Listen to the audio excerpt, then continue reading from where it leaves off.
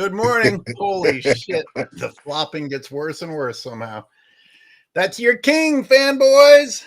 That's your king. Fanboys, come out and play. But never fear, he's never cheated the game according to his own assessment. So I guess we're all wrong. We're all haters. Shame on us for trying to set the record straight. We should all keep our mouths shut and let LeBron James cheat and lie his way into whatever fake career ESPN is willing to tell you that he had. But no, we're not going to allow that our way. We have the panel that will not allow this. And I guess I'll start with Steam Engine because I don't see Robin. Thanks. I want to welcome a Hoops God back. It's been a long time, Hoops God. Yes, sir, man. I'm glad to be back, man. How everybody doing on the panel? Oh, we doing good. Let's turn up.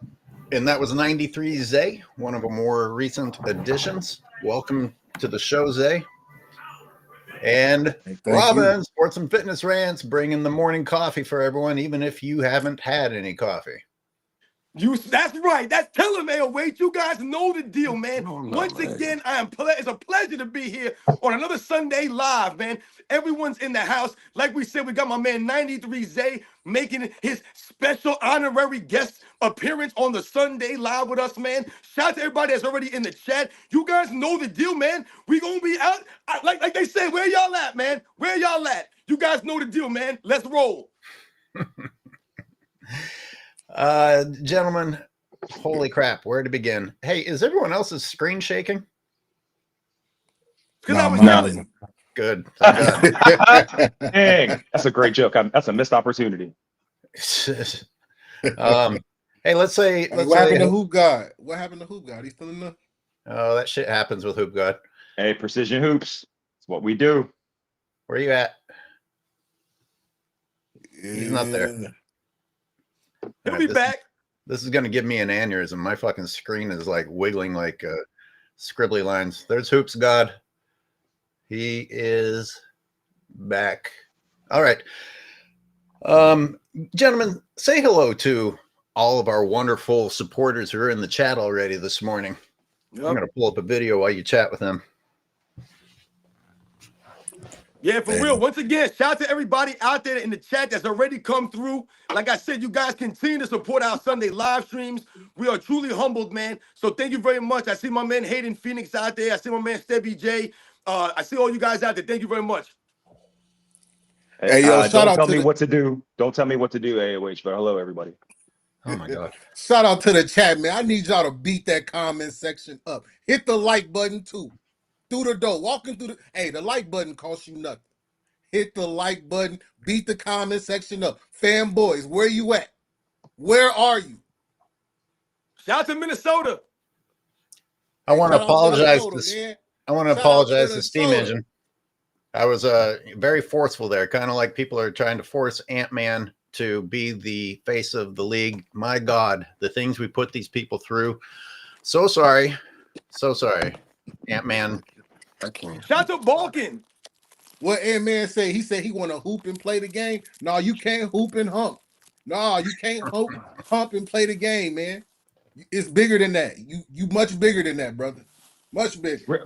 Real quick, AOH. Zay, I'm going to throw this out here now because you and I were so adamant about trying to get fanboys on the line the other day. It's 12:06 Eastern, and we would love to get some of y'all to actually call in instead of being keyboard warriors. No, that's a special episode. We don't have time for that stupidity. We do it? Oh, okay. All right, cool. Beam, stop trying to hijack the show, man. I gotta do something. I gotta do something. All right, if fanboys didn't want to come up against us folks, what do you think they're gonna do against the Justice League today? They know they have no argument today. What they gonna argue today? They have nothing to say. Nothing. Let's see. We're haters. LeBron's a great father. Jordan had Pippen. He has a strong back. He's got a. You know how they be talking, man. No, but Whoa. AOH, that was a great intro to the Sunday Live, man. You talk about LeBron James, and you're in year 22, and these are the things that you continue to do. When I tell you guys that AOH is the czar of the video footage, this is why the man's the czar of the video footage. Because once again, he's putting out the facts. I'm telling you, he's giving you the visual to the audio that I've been giving you guys. So thank you very much to AOH for bringing in the Sunday Live on that note. Oh, you're welcome. Absolutely. And sorry to be an excuse maker like LeBron fans. I had a lot more footage ready for you today, but technical issues. I'll put it all out later today in the edited video. I still have a lot on the menu for us to talk about today. Low-hanging fruit. How about Bronny James tapping into LeBron fan level intelligence to come back at Stephen A. Smith? I mean, you kept your mouth shut this long to come back with, oh, funny how these people who don't play at a pro level. Okay, well, I guess you want Brian Windhorst and Nick Wright to shut up too, right? Hey, Can you man, tell me? LeBron. I didn't hear this. LeBron stole Bronny's phone and posted that, man. Ah! Bronny done got some balls now. Bronny, you ain't said shit all year. You ain't made a post all year since you got into the NBA. Now you want to start posting because your daddy said it's okay to post. Knock it off.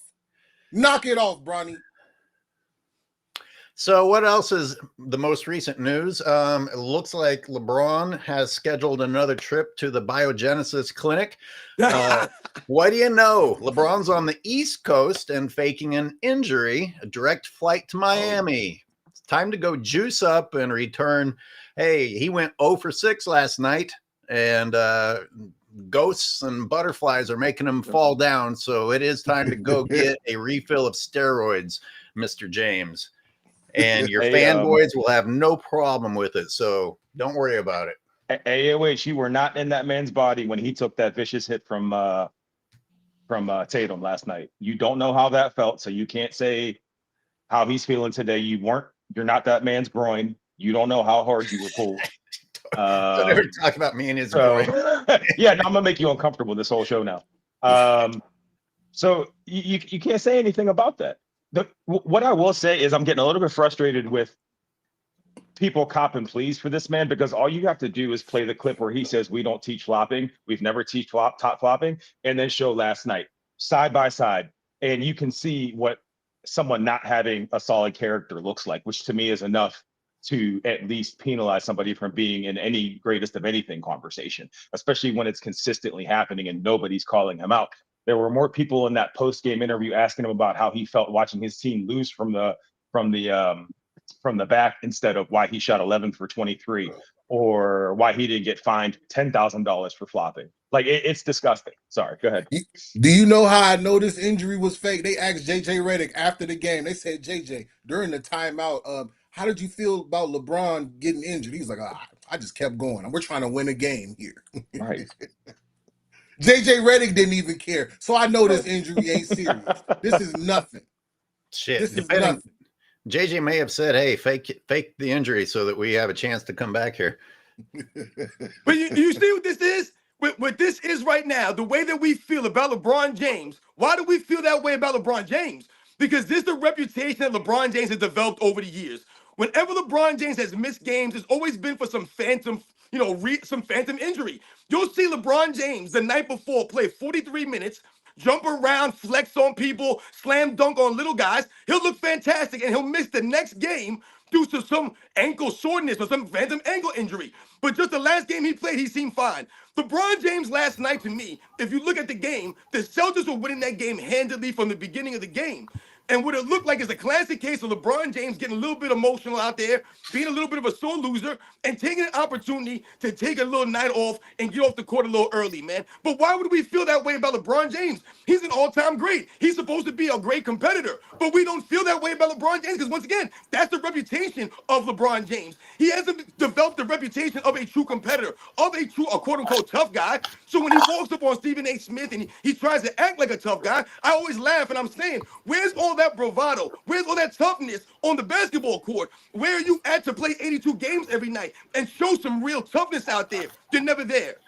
I had a joke related to this. I was like, maybe if LeBron hadn't played in the fourth period of a blowout against the Pelicans, he wouldn't be getting injured today. I mean, this guy and his concern about, oh, is he going to be able to carry the Lakers all season? Well, maybe you could fucking stop stat padding against loser teams that you guys are blowing the F out. You stupid piece of trash. Hey, I want to say good morning and happy Sunday to Al Horford. Al Horford, you 38-year-old man. Year 18. Let's talk about year 18. 38 years old, locking down Luka and LaFody James. LaFody James had one bucket on Al Horford last night, and he tried. I think he went like 1 of 7 on Al Horford last night, fanboys. 23 shots, 22 points. What about efficiency? 0 for 6 from 3. 0 for 3 from the free throw line. Fanboys, where are you? Hey, Zay, what was the plus minus? That was Hoops God chiming in. Zay, what was the plus minus? You like -7 or -9 or something like that? Let me see. Hey, that's why I love that stat. It tells the truth. It tells who's actually putting up productive points versus somebody putting up empty points. It depends. If LeBron has a good plus minus, he'll talk about it in the post-game interview. If he doesn't, you will not hear him or ESPN talk about plus minus. On the season, he's a negative plus minus. I don't know what he is, but on the season, he's minus negative. 11. He was minus 11. Hey, Yes. AOH, do you remember when they played the Nuggets in the season opener last year, right? They lost, but he was talking about, I was a +7, so that's good, you know. That's the game. Wait a minute. That's the game. Hey, shout out to Blade Brown. You lost the -11. game. Thank you, Blade Brown. You lost the game, but you were bragging about your positive plus minus. Well, now plus minus. You know what else fanboys will say is that plus minus doesn't mean anything. Right. Oh, of course, yeah. Anything that highlights his flaws doesn't mean anything. Even though ESPN last year made up, it wasn't even true. This is interesting. I did a whole video on it. ESPN pretended that the Lakers were like a -5 billion when LeBron wasn't on the court, and then in the pluses when he was on the court. It's not. It can't be true, because I went and I broke down those games. Every time LeBron went to the bench, the Lakers went on a run. How in the hell can what ESPN be saying be true when the team improves when LeBron is not in the game? AOH, I remember Rachel Nichols reporting on that. She said, you know, when the Lakers are when the Lakers are without LeBron, the plus and minuses, it was like some ludicrous number, like -70 or something like that, which I tried to do the math using the metrics you were using. I was like, none of this adds up, because when he's on the court, it was like +50. And what the hell? What's going on? What are these numbers? I want That's what happened last night, though. Last night it was more the same. That's what exposed to LeBron James. If you look at the game, Luka Doncic wasn't playing that great early in the game. LeBron James out there doing his thing, chucking up all these shots, once again breaking the rhythm of his guys around him. Luka Doncic wasn't playing that great. Like I said, the Lakers were losing by a lot. They were down by, I think, 15 or 16 points when I was watching it in the third quarter. They were getting beat handedly by a team that's better than them, that's more consistent than they are. But what happened was, when LeBron James went down with the groin injury, all of a sudden the Lakers went on a run. Like you were talking about, AOH. They actually went on a rally and closed the game to it in 4 points. And that's what they were talking to him about. Like you mentioned, Speem, they were talking in the locker room about how he was watching the team come back while he was back in the locker room. And he was saying, oh, I wish I could get out there and help them and really get. No, you're not going to help them if you get out there, dude. That's why I left. He also said in the post game that, you know, they're not on the Boston Celtics level yet, because the Boston Celtics are a more consistent team because they've been together for years. And I started laughing. He started talking about, we just got a new player, so we're still making adjustments. Dude, you're always getting a new player. That's the problem with your teams. You always need a new player. Yeah, who do they think is to blame for that? It's amazing how they think that the universe is forcing LeBron James to have all these new players that he's constantly demanding to have. Yep. Can I say one more thing? Just to piggyback off sports and fitness. LeBron was out there saying, you know, our team hasn't been complete all year. He said that last year. Right. That's like the 7th time he said that. And nobody's brought up the fact that, listen, complete or not complete, you have now had Luka and AD in your tenure with the Lakers. Like every team has injuries. literally every team has a significant player off the court, and I almost never hear it except for the Lakers. Yeah, Man, LeBron has had at least 5 Hall of Famers on his team since he's been with the Lakers, man. Knock it off. You had Carmelo, you had Dwight Howard, Rondo, you had all these different AD. You know what I'm saying? You got all these different guys on your Westbrook. team. Westbrook, and you still can't win. Fanboys, knock it off. Did they try to sign DeMarcus Cousins at one point? Yeah. Man, DeMarcus Cousins overseas. Balling, though. He was balling overseas, but why they blackballing him from the NBA? Let us know. Yeah. As a matter of fact, didn't DeMarcus Cousins, didn't he step to one of those reporters and they said he was a thug, he's a villain, or this is just bad for the league? Yeah, he's a savage, all No. this type of stuff. But when LaFonte do it, it's cool because he protecting his son. Knock it off. Some more low-hanging fruit. Just a quick opinion from you guys. I don't know if you had chance to watch my video about Kevin Durant's most recent stupidity, but the first part of it breaks down exactly why Kevin Durant is just shockingly dumb. The second part goes into the history of this, and to me, LeBron James started it with the shot. Basically showing other players that it's okay to go on television and say dumb shit and give your version of the story to the world, and you won't be penalized for it. Did it start with the shop, or do you guys have a different take on that?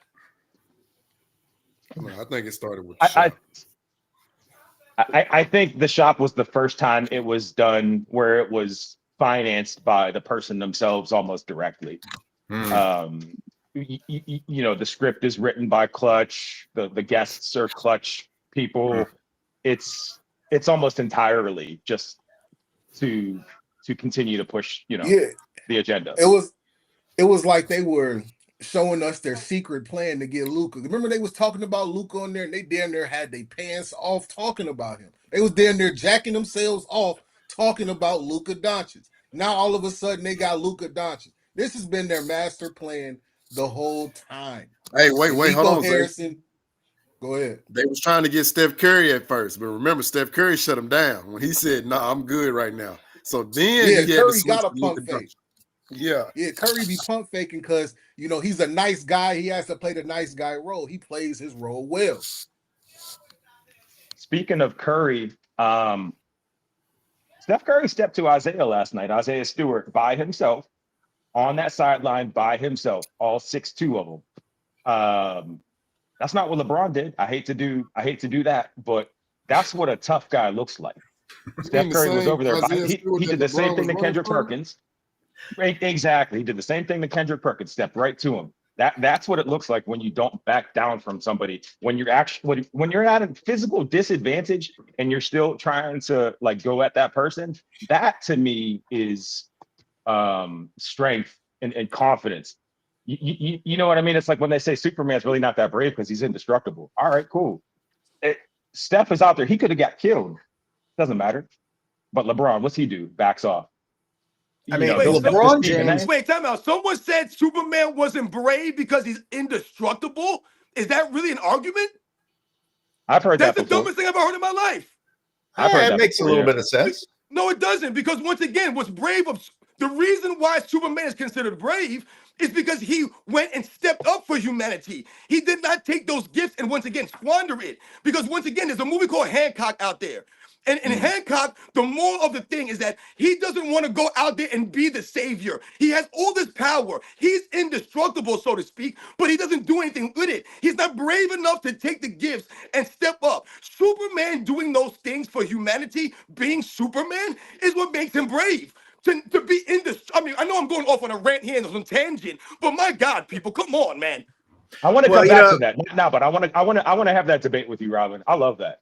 Well, the NFL Crunch Course, which I watched on VHS because I'm that old, they had one of the coaches said that they quoted someone from the Airborne saying that bravery means being afraid and going anyway.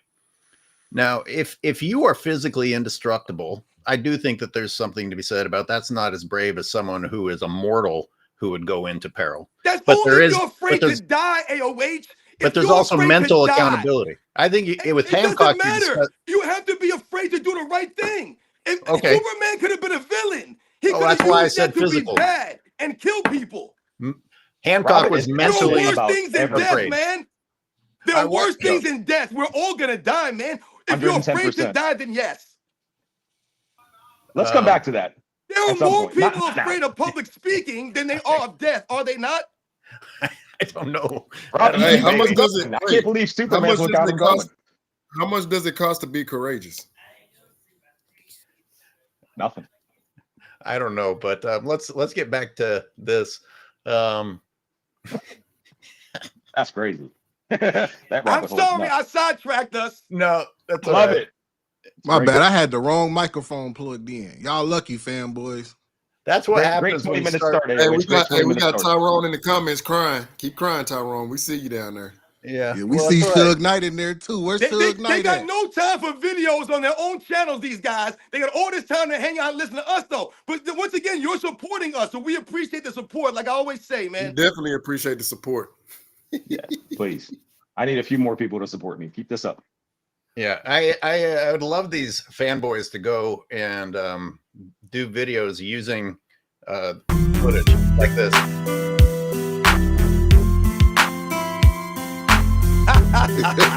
My God. Yo, Wait. Can we consider that? Can we consider that Hall of Fame level? he punched his beard off. You see that? He knocked his beard Hey. right off. Classic. I gotta commend LeBron. That is Hall of Fame level acting. Like, man. It's He need a actually badge for that. it's actually not, because you physically won't do that. You do not. Your body doesn't do that. Even if we're going to pretend that there was contact there and a graze of the beard, you do not a full second afterward have your entire body fall back. Wait, AOH, was it a full second or was it a second 0.5? Yeah, you might have me there. I'm not sure. I didn't time it yet. I'm gonna catch hell for this, but the announcers, one of them being Richard Jefferson, that had the nerve to be out there and say, "Yep, that's a foul. That's it. That was an uncalled foul." And I thought to myself, this can't be real. Spain, he has to keep his job. Okay, so he has to stay on the tape. He doesn't have a choice. Hey, anytime I see my bad. No, anytime go ahead, anytime I see Richard Jefferson or Reggie Miller calling the game, I'm turning the volume all the way down. Great point. I mean, think about it. Think about it, Speem. He has to protect his job. Like, that's his livelihood. So he can't be critical. He knows the first critical thing he's gonna say, he's gonna get what, a 2-week suspension. So he can't take that risk. Hoops God, you were debating whether the bad acting came a second or a second and a half late. I tell you what, the whistle came 30 seconds late. Like, LeBron James chose not to stand back up after one of the hairs on his beard was grazed. And everyone was going back down the other court, and the ref blew the whistle because LeBron James was laying on the ground. Like, they did not acknowledge the foul. They did not see a foul and blow a whistle. They saw LeBron James still sitting on the ground later on and stopped the game. And then I'm surprised they didn't come out there and give him a he cop-out line. He shot a free throw, so apparently they reviewed it after the fact and decided, oh, okay, yeah, well. So basically, anytime you lay on the ground, you can get the refs to stop the game for you and give you a free throw. But this is the guy that can play in the 90s, though. Okay. Word. Thank you. Exactly, who God. See, when we tell you guys that LeBron James can't play back in the 80s and the 90s, and we tell you that we know this because we watched the 80s and the 90s and we understand, once again, this video footage verifies and backs up everything that we're saying. Thank you, who God. Yes, sir. Guys, I want to talk about how ESPN used the combined regular season and playoffs for the 50,000, but a year ago they pretended that LeBron James passed Michael Jordan in the 10-point streak, which why anyone's talking about 10 points is stupid in the first place. But they purposefully omitted the playoffs in order to include LeBron James in that streak. And Yep. I prepared this ahead of time, so bear with me. I'll play this, and then I'm going to have each of you react within a time frame to what you hear. And Wait a minute. because what? Oh no, go ahead, AO. It's my fault. Go ahead. Yeah, I can listen to you while I pull this up. No, I was just looking at the crybaby Tyson Thomas down there. In so now January you're of comparing LeBron 2024, to Marty Divock and Dennis Rodman. Okay, we'll call him a role player. Someone just posted in the chat that Shams reported LeBron's out 1 to 2 weeks. Whoever that was, shout out to them, if that's accurate. Which is I can't even. Never mind. Oh, and real quick before we go, did you guys notice in the post game he said if they asked him, well, what happened? He said it felt just like it did my first time in LA, and I was like, oh my goodness, here we go. How do people not the fact that Buddy's just trying to guide you to his excuses? I can't cuss. I got my kids around. His excuses. in January of 2024. Sorry. Go ahead.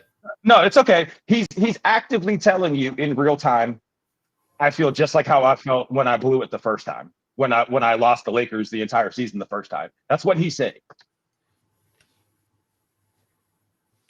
All right, you guys ready? Let's do it. Yes, sir. Good talk. Or Thanks. I put out a video called An Academic Analogy of LeBron James's career.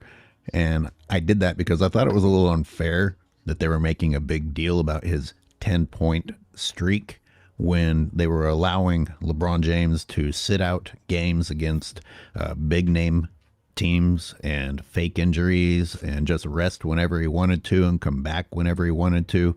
Compare that to Michael Jordan, who played all 82 games the majority of his career and was playing hard at both ends. I mean, just imagine if you, let's say someone else on the panel, gets to sit out whenever his body doesn't feel right, or you don't think that the team you're about to play against is a good opportunity for you to shine. But nope, you have to play every game, no matter what. No matter how much your body hurts, no matter what type of an injury you're playing through, no matter how difficult the team you're about to face is, no matter how bad your individual matchup, how difficult your individual matchup on the other side is going to be. And at the end of the day, we pretend like you two did the same thing, went through the same obstacles. I mean, that's absurd. But the real reason I talked about it was because they pretended that LeBron James passed Michael Jordan back then. And how did they accomplish that? By conveniently leaving out playoffs. LeBron James had not actually passed Michael Jordan. And yet, back then, they were putting out headlines that he passed Michael Jordan. They just add and remove criteria when it fits the needs for LeBron James. And I was reminded of this when they decided to combine regular season and playoff points to talk about the 50,000 points. And I thought, isn't it interesting that they didn't want to count the playoffs when they were praising LeBron James's 10-point streak? Why? Because he scored 8 points once in the playoffs and 7 points another time.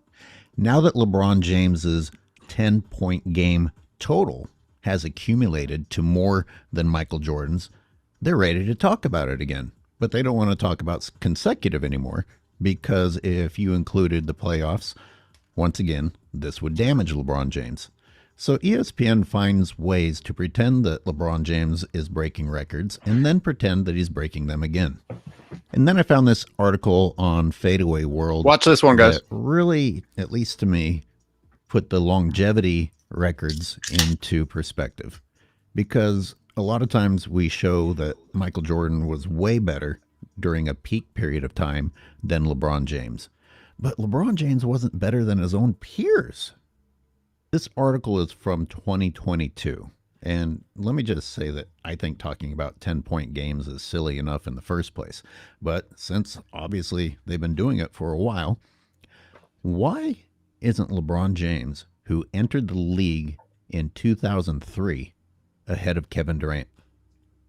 Durant joined in 2007. and yet somehow he had a greater 10-point scoring streak than LeBron James. James Harden is only marginally behind LeBron James, and he didn't join the league until 2009. So again, we don't even need to talk about Michael Jordan. LeBron James wasn't better than his peers. He wasn't even better than peers that he had a head start on. A big head start. Which then leads to the conversation, well, how did LeBron James eventually pass them? Well, the league has made things extremely easy for LeBron James. His scoring is some of the most embarrassing scoring that I've ever seen.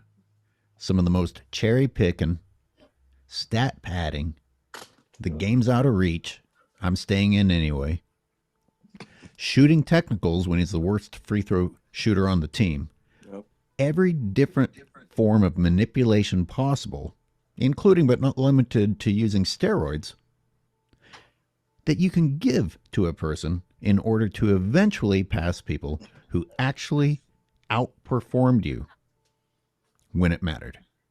People who are attracted to longevity stats are the type of people who need consolation prizes because they themselves are also the type of people who can't get it done when it matters.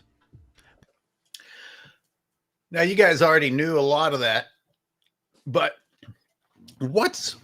Robin, I'm going to start with you because I'm going to pose a question. What's most offensive about that Michael Jordan did it without ever taking a night off, playing through pain, playing against whatever team he went up against, or the fact that ESPN intentionally, without even putting on the screen a little asterisk that they left out the playoffs, pretended that LeBron James passed Michael Jordan a year ago when he hadn't, while protecting the fact that LeBron James twice in the playoffs scored only 8 and another time scored only 7.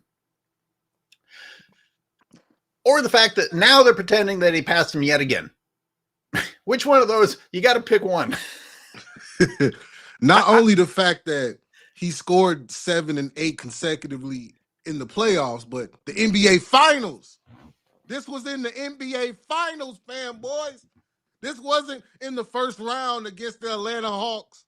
This was in the finals. Robin, go. Yeah, I would say that once again, it comes down to the standard, AOH. That's what I would be upset about. The standard that comparing, like you said, to Michael Jordan and the standard that he was held to, that, LeBron James not being held to. He's not being held to that same standard, right? So when you talk about the games that Michael Jordan went out there, pushed through pain, pushed through mental problems and personal issues, and went out there and showed up, he put himself at risk of getting injured and all these things, man. So it's the standard. We talking about a guy that will pull up to the game in his Ferrari, go into the locker room, be like, hey, who's guarding me tonight? Oh, 40. We're talking about a guy that would score points counting backwards. He would score and say 38. Dude's like, 38? What is he talking about? Now he's got 40 at the end of the game. Fanboys, we're talking about somebody who played and won a championship after his father died. Fanboys, we cannot compare this bum. This bum couldn't even get through somebody fucking his mama, let alone his father dying. Like, come on, fanboys, are you serious? What drugs are you smoking? The worst thing Michael Jordan has done is give birth to Marcus Jordan. That's the only fucked up thing he has done because his son is tripping, man. We can't lie. But that's it. Fanboys, knock it off. Hoop Scott, did I hear you trying to talk? All right, Speam, go. Hey, Zay, don't you dare tell him how to parent Jordan. Don't tell him how to parent his son. Anyway, none of this shit. Truth be told, I wasn't paying attention to any of that. Can you replay it? Thank you. No, I'm just joking. No. What you're seeing is actively the goal line, the goalpost being moved again in real time. It is the definition of it. They're flat out either changing records, changing the requirements to get to a record, or if the requirements not met, just finding a way to, it's not even clever, but cleverly phrase it or omit information to make it seem legitimate When he broke that 50,000 mark, yeah, it said 50,000, but in small little red letters, it said playoffs plus regular season. So if it is that great of an achievement, shouldn't from a common sense or marketing standpoint, shouldn't the entire phrase be highlighted? If it's that great, but you leave the little fine print because you know what it is and you know what you're doing. They out there leaving fucking medical commercials for LeBron. We know what those medical commercials, they be like, man, this drug can cure you of AIDS. It can cure you of everything. But they don't show you that small red font at the bottom that's going to tell you, yeah, you're going to get a heart attack. Yeah, you might have shortness of breath. You might have that all depression these medication is going to make you depressed. So, exactly. So AOH, I was doing some research. Like it's still on topic, but I'm a partially digress about the totals that you were mentioning right now. I want to take, of course, the player we're talking about, and then I'm going to take somebody else, Kevin Durant. Now, Okay. Kevin Durant got drafted in, was it the 07 draft? If I'm correct? Yes, that's correct. Yep. Okay. Yep. So LeBron had a 4-year head start. Okay. Correct. Keep that in mind. Now, would you believe me if I told you Kevin Durant has more total blocks, including the year and a half that he also missed? Now, I noticed when it comes to those total stats, they get quiet. They don't want to talk in it. Wait a minute. You telling me a guy that had a 4-year head start, a guy that has not missed nowhere near the amount of time that KD's missed, and KD still is outpacing him, and it's not even close. Like, if you go look at their total blocks, it's not even close. So I'm like, wait a minute. Is Kevin Durant a better defender, or shall I say rim protector, than LeBron James, who can play 1 through 5? Say it ain't so. I'm like, wait a minute. When I get on TikTok, I ask these dudes, who's a better defender? Oh, LeBron. I say, who's a better shot blocker? LeBron. Why does KD got more blocks? Crickets. Isn't it something how these guys rely on statistics and then will ignore statistics? AOH, you brought up something about the asterisk. I think that's very important when you bring up the lack of an asterisk, some of these things to highlight, once again, I've brought up many times on my channel. Back in the day, a program like ESPN, the broadcasters, the analysts, they would educate you on the history of the game. And the reason or how they would do that is whenever Michael Jordan, I remember this, whenever Michael Jordan would have achieved some kind of record or some kind of statistical feat back in the day, and they would put it on the screen, they always put an asterisk and they said, since the merger, and they would have Wilt Chamberlain's name there. So what they were doing was they were honoring Michael Jordan, but they were also educating the people watching the game and everything out there that Michael Jordan did this feat, but it was since this guy or before this guy because he was doing something different. So they mentioned Wilt Chamberlain. They let you know about these things. Now a program like ESPN, they're not here to educate you. So like you said, they'll just, sell their souls. They'll get rid of all integrity and they won't respect the history of the game and they'll promote LeBron James off of fake records. Constantly they'll promote LeBron James off of fake records. It's insane. Like you said, at one time, it was their job to educate people. Now they are misleading people. They don't even have the decency to have the tiny small print. They don't even include the small print. Just lie blatantly. I think it's a little disturbing. And where do they get these reporters at? These reporters don't ask no fucking relevant questions, man. LaForty, are you hurt for real? Are you hurt? He's not hurt. Yeah. How about you let Luke Cornett dunk on you? You let Luke Cornett dunk on you last night. Hey, Zay, you're breaking this traffic cone. Hey, Zay, are you going to release a breakdown later today of this? Yeah, I'm 10 minutes deep into my breakdown, and I ain't even got to the full game highlights yet. Just breaking down Luke Cornett dunking on this bum, fucking Al Horford locking this bum up, locking Luke up, showing his missed shots. I'm only 10 minutes in. I got a long road to go. I got another 10 minutes to go. I will say this though. There are certain segments that will educate you, and here's why. Because this is I'm just partially digressing. Because I found a stat back when Curry won the chip in 2022, and it says most 30-point games in finals clinchers, right? You would think You would think this player would be on there, but he's not. It features Michael Jordan 5 times, Steph Curry 3 times, Shaquille O'Neal 2 times. And the last one, y'all will never guess. Like, when you think of this guy, you even think of him being a scorer. The great Bill Russell. Now, remind you, 30-point games in finals clinchers. It's only 5. But see, I think, when ESPN, when it's not LeBron, they're forced to tell the truth, like Sports and Fitness said, and educate the people. Yep. Because I know there's another stat out there, like most 40-point games, or like the most, I think it's like the most consecutive 40-point games in a season. And it's like Wilt, Jordan, Kobe. And I think Harden was kind of like at a distant 4th. So I'm like, well, if these are the top scorers, why aren't we hearing more about these guys? I don't want to hear about any accumulative points. What is it leading to? You only got 1 scoring title, but you got 50,000 points. That math ain't math. I want to address a comment real quick. I want to address a comment, Tyson. He asked, why are we mad that the media pushes the stats? Nobody's mad. Well, it's not even that. It's that because Jokic, for example, 30, 20, and 20, right? Almost never hear about it. And we're not innocent in that, but you have players that are excelling what he does just about every night on a team basis and individual basis that could promote the league itself, the product that we all want to watch, that most of us love, but instead they take those resources and they give those to LeBron and a Lakers team that shouldn't be relevant, but they are because of said media. So I'm not mad about anything, obviously, but when you have the media showing a bias so directly, and then you have all parties involved saying that nobody knows what anybody's talking about, this is all legit, I've never cheated the game, we have integrity as reporters. Obviously, if you have any kind of like something to you, you would question that. Let me, I've got a video about stats that I'm playing next, so that's a good segue, but let me shout out some super chats. Finals. Ain't no party like a Diddy party.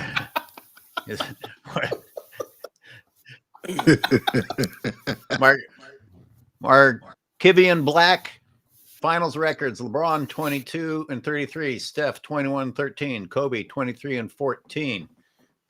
That's one of them. We've got a few to catch up on here. But to Speed Engine's point, they will only show certain stats.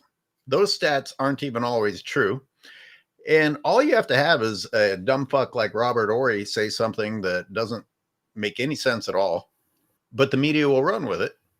And, you're crapping on everyone else in the NBA. I want to go back to LeBron James, the supposed face of the league, who just won't stop crying. And you have the ESPN constantly trying to call you the GOAT in one way, shape, or form or other. Now they're calling you the MVP over other people who actually deserve the MVP more. LeBron James, stop saying that people are shitting on these players. You are shitting on these players. You and your media are shitting on these players. These players can't get respect in the modern era because of lies being told for you.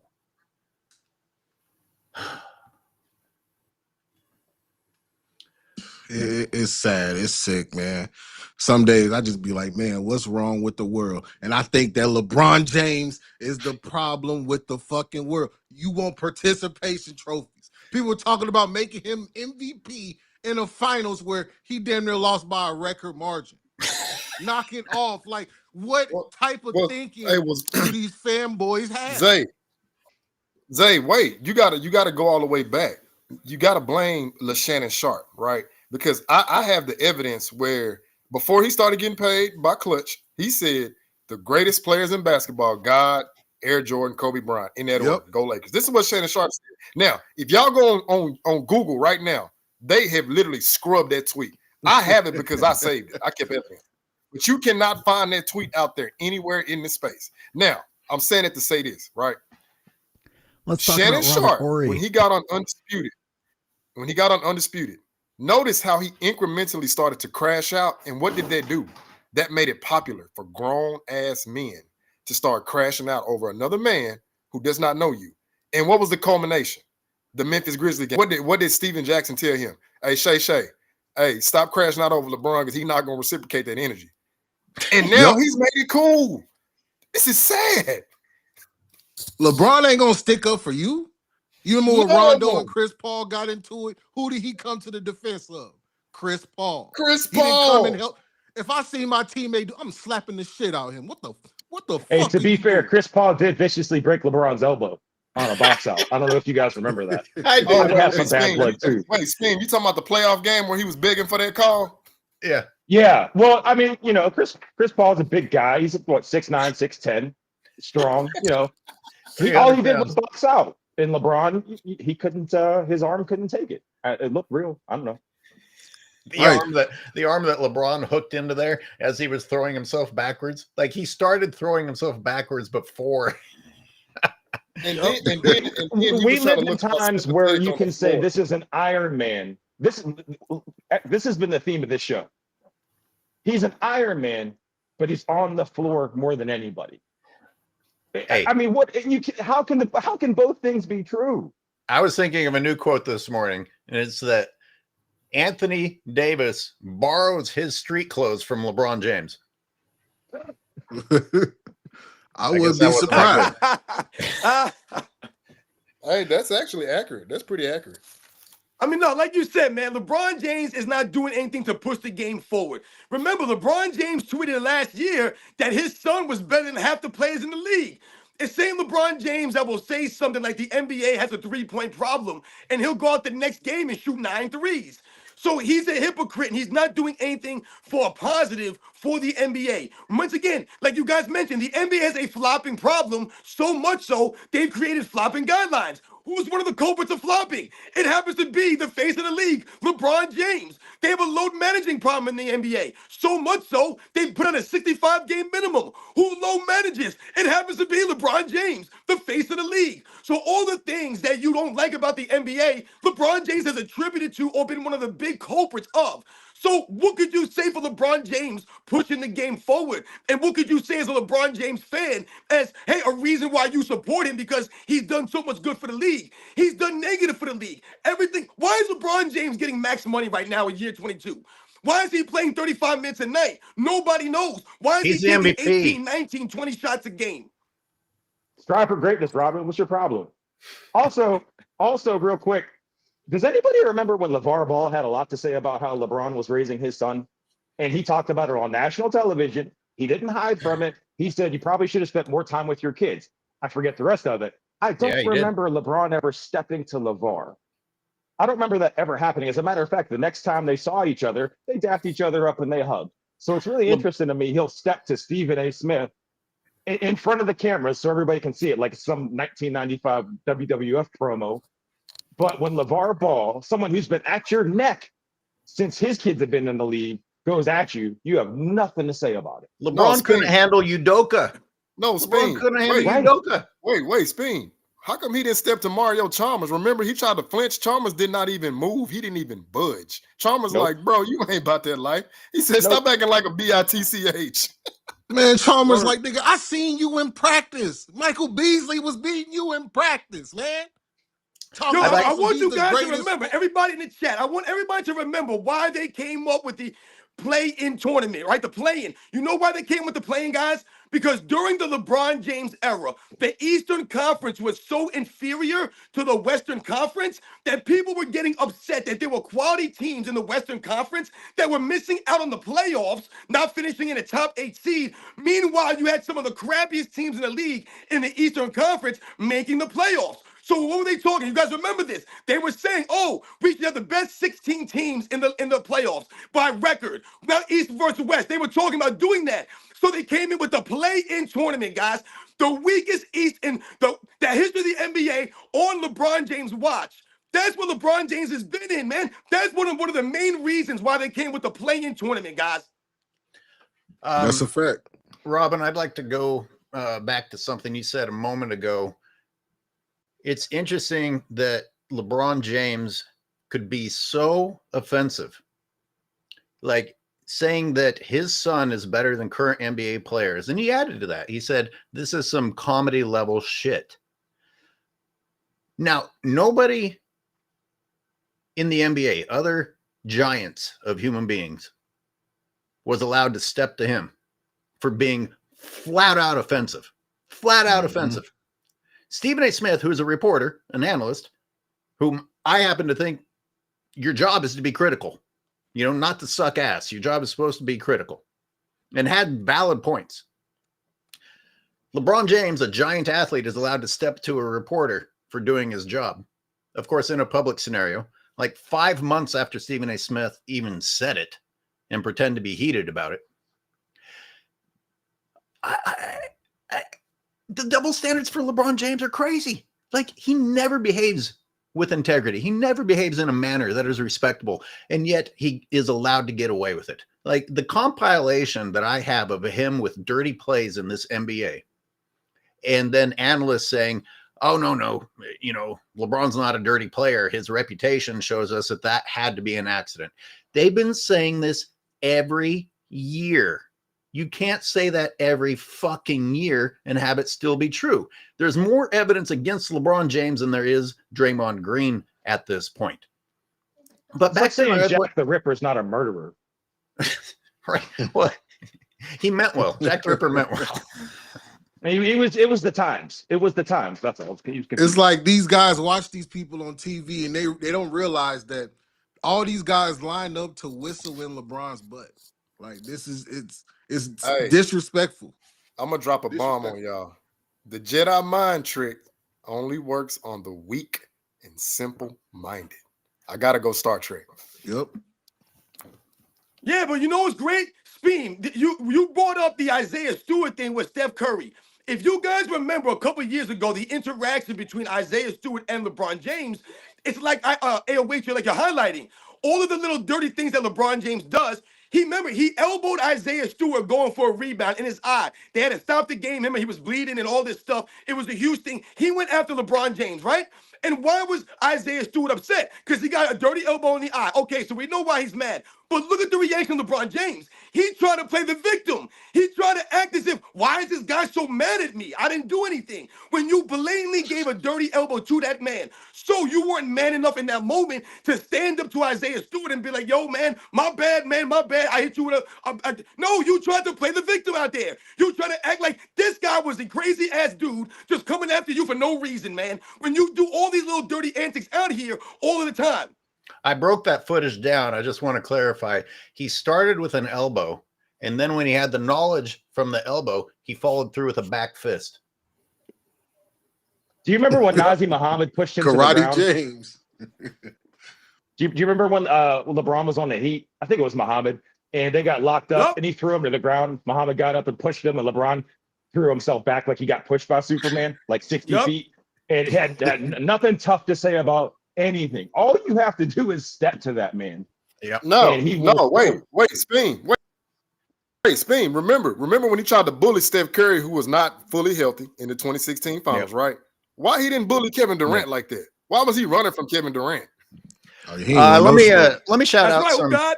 Let me shout out that $30 super chat, man. He's dropped $30 in there. Oh shit! See, I got to catch up on these. I keep highlighting them, and then I don't have a chance to read them. Yeah, we rambling on, but we on fire. The real Bruce Wayne. We got a lot coming, people. Grab a drink. Have a Sunday fun day, because I've got a lot of material ahead of us still. I've got a star-studded panel, so we got to give everyone a chance to react to all this stuff. The real Bruce Wayne, with a $10 super thanks, says it's time that Jason Tatum got some respect. He didn't join forces, run from the grind. He took all those playoff losses like a man until he got over the hump. Agreed. Meanwhile, the guy he was trying to beat was on steroids. He was on steroids, and he was team hopping and team building. I don't have to know anything else about Jason Tatum, because I don't happen to be one of the people who's impressed by Tatum, but I don't watch Tatum that much.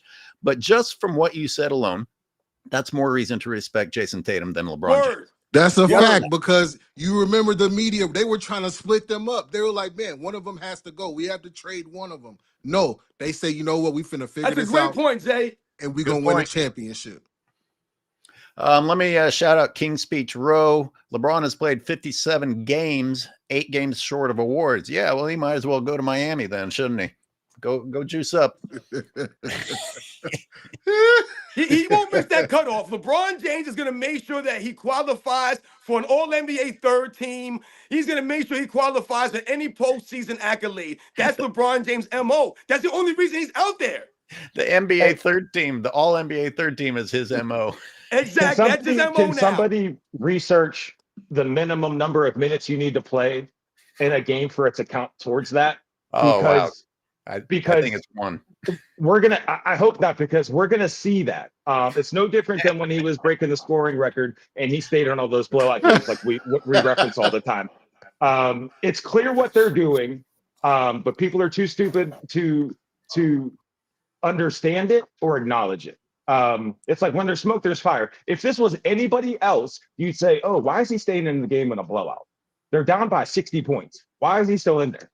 But because it's him and people get emotional about him for whatever reason, whether it be generation, race, what have you, you can't argue against that. That's a good one. That's where we are. Oh, here we go. Hey, that's a good one, Speam, because I can hear Reggie Miller like, "Oh, LeBron just only checked in to make sure his game counts towards getting a record." Go, strive for greatness. Tyson asking dumb questions. Strive for greatness. What kind of juice he is? Quentin Daniels with 30.99 Aussie. He'll only do it to someone 9 inches shorter and 50 pounds lighter. Yeah, usually you need. That's 60 right. Australia. He won't do it to Steven Adams. No, Yeah. Adams is New Zealand, but I get your point. My fault. My bad. He corrected me on that too, yo. He's got an attitude problem today. It's not an attitude problem. As Americans, it's not your fucking right to not know geography. God damn it. No, you're right. He's right. he gets going. Seriously. I mean, I've traveled the world. I don't land in fucking New Zealand and call them Australians, for fuck's sakes. Oh man, the hills we die on. I'll tell you. Armando Ruiz with a super chat. Thank you, sir. Jordan didn't need a plan B. LeBron is a Swiss Army knife. Jordan was a guillotine. Ouch. Yeah, nice. One's a survivor, the other's an executioner. They are not the same. Yeah, that's and LeBron only survives by leaving tough situations. And we need shout to to my man Armando Ruiz, man, a true supporter of our lives, man. Hey, wait, can I take his point further? Hey, that's an excellent point. I want to take it a little further. No, Michael Jordan, he is like, when you say Assassin's Creed, he's the top of the mountain. LeBron is just a mercenary. He has to go wherever the best situation is. And we're going to get to that today. You guys remind me to bring this up because all of the media has jumped on this new version that LeBron's losing for so long should still be celebrated because he persevered. Now, what? And I have specifics. What? Yes. No, just we should jump right to that. I didn't know that was a thing. We'll come back to it. We'll come back to it. What's perseverance mean then? What are we doing? Look at Tyson Thomas name calling like a third grader. Remind Tyson Thomas, you are the ultimate fanboy today. Blaine, thank you so much for the super chat. Character on the floor, laughing really hard. We glad we able to entertain you, my boy. Look, LeBron is more like. Go ahead. Sorry, Zay. No, I was saying LeBron more like the peon from 300 that told on Leonidas. That got Leonidas in them traps. That's what LeBron the goblin look up, the one that looked like a goblin. Hey, that's exactly who he is. Yeah, he was hating on Kobe and Jordan. Hey, look cool in the stands. The LeBron fans look like that dude. You guys ready for me to shit on Robert Horry for a minute? Yeah, take a dump on him. Pull your pants down. Come on. Strive for greatness. And by the way, have you guys noticed Robert Horry kind of turning into a bowling ball? I mean, if that guy he's really swollen. Yeah, he's about to turn into the Black Brian Windhorse if he isn't. That's that Coke clutch force checks. That's all. Coke blue. All right, here we go. Mentioning LeBron James as an MVP. Let's talk about Robert Horry mentioning LeBron James as an MVP candidate. Well, let's also remember that both Robert Horry and James Worthy have been doing some next level LeBron James D-writing this year, following nearly losing their jobs by telling the truth about LeBron James at the end of last season. So nice knowing that grown men are willing to lie on television for a paycheck. Now, of course, what's particularly insane about this is that This is how the media works now, and this is how the weak-minded human population works. All they have to do is mention it. It can be completely insane. It can be completely unwarranted, completely unjustified, but now it's out in the media, and the minions will repeat it. Why do I think that Robert Horry mentioning LeBron James as an MVP candidate is insane? Well, he did it following that Clippers game. Now, LeBron James has had better games than that Clippers game. He's had even worse games than that Clipper game. But something about that Clipper game made Robert Horry start talking about LeBron James being in the MVP candidate conversation. That game that inspired Robert Horry to say that. LeBron James had more turnovers than made shots. That doesn't sound real. Let me look again. Yes. 8 turnovers, 6 made field goals. Holy shit. If that's not an MVP candidate, what is? 35% shooting. Making Is it that even more Bron? offensive is that 20% of that 35% was achieved cherry picking. Yep, let's put him in the MVP conversation. Oh, you're not being fair.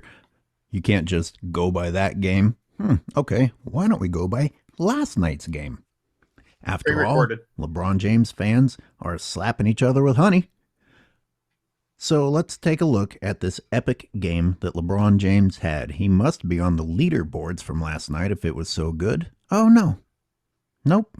LeBron James's breakout game that has the media talking about how great he is didn't even register him in a single category of performances by other players in the league. I'm a little bit astonished that he didn't make the turnover category, but guess what? He actually tied Anunoby. He did have 4. Technically, you could have put him on there instead of Anunoby, but that's not what the league does to LeBron James. They don't expose him any more than they absolutely have to. So what's your next excuse, fanboys? Oh, I can't pick that game either, even though you guys are still masturbating to it. Maybe I should look at the season's leaders. LeBron James isn't in a single category for season's leaders. And yet, he is an MVP candidate. I don't know how to make sense of that one, but we don't have to anymore, do we? It doesn't make sense and hasn't for a very, very long time. Amazingly enough, this gets far worse. Did anyone notice something suspicious about these categories? On the previous screen, on the nightly performances, there was a category for turnovers. On this one, there isn't. I'll give you one try to guess who that benefits. Sure enough. So I went and looked it up. LeBron James is a top 5 in turnovers. LeBron James, you are a season leader. Forgive me. I take it back. You have one category.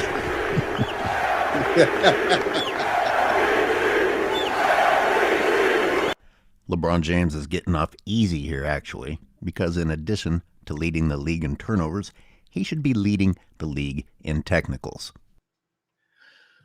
Okay, guys, there was a lot in there. Can I give you props real quick? That was fantastic. Oh, That thank was you. great. You're welcome. Thank you. If anyone sticks through my 20, 30 minute, Magnificent. if anyone sticks through my 20, 30-minute videos, I have a bunch of that shit in there. And I think that people only watch 5 minutes, so it's almost a waste of my time. But It's not. Keep that up. It is not. I gotta ask, it's the same thing I asked last time. Out of the many options, what was the most offensive part of that? And I've done a lot of those looking at the leaders, the leaderboards. Every fucking time that LeBron James has tied somebody for a bad category, they choose the other person's name to put up there. Don't tell me that that isn't another way of protecting LeBron James. That's That example I showed you is not a one-time thing. That's insane. But the night that Robert Horry sang the praises of LeBron James, he had an epically shitty night. 8 turnovers and 6 made baskets. MVP. Are you kidding me? Are you kidding me? And you wonder why no one's bothering to try to be the face of the league. Obviously, no one else is allowed to be the face of the league. When you're going to say someone who performs that badly deserves conversations to be in the face of the league. Can I, when you're done, I want to. Yeah, I'm gonna remind everyone of everything to talk about, and then you guys are gonna go.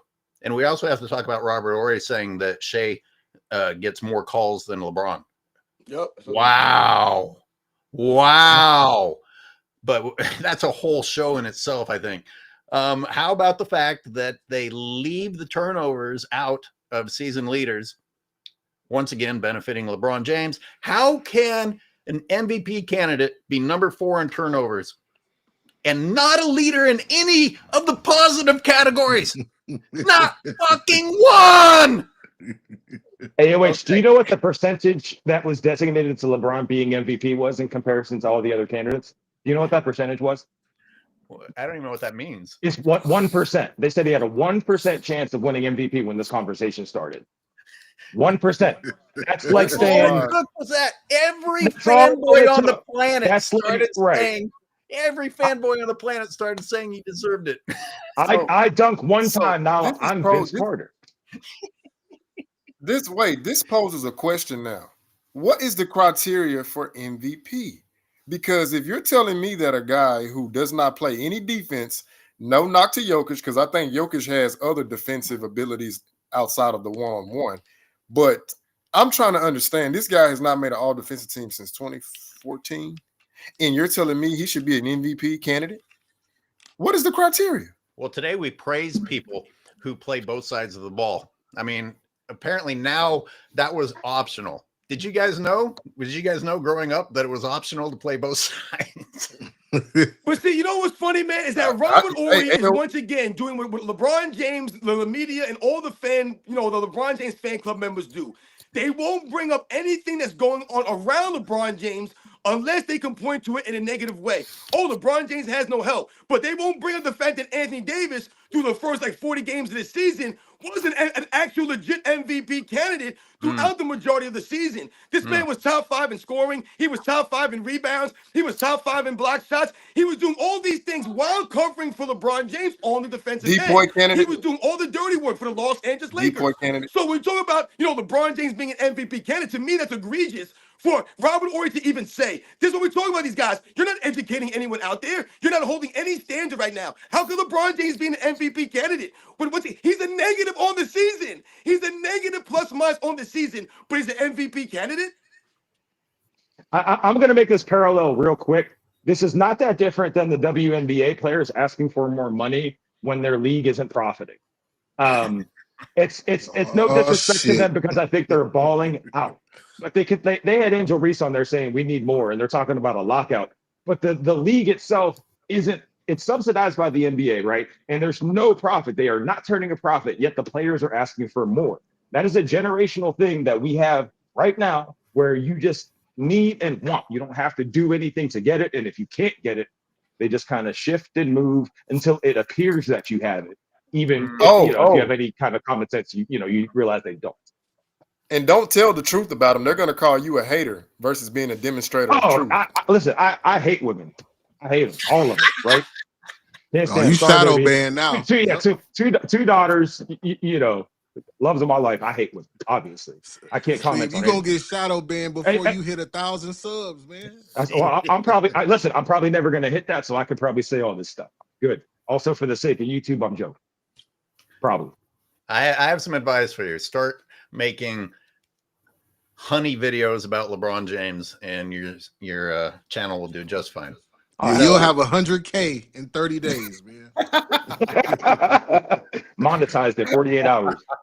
Just post a video of you pouring honey on yourself and watching LaForty James, and I guarantee 100K. Hey, remember Shannon Sharp said he gonna pour honey on his goat. That's what he said.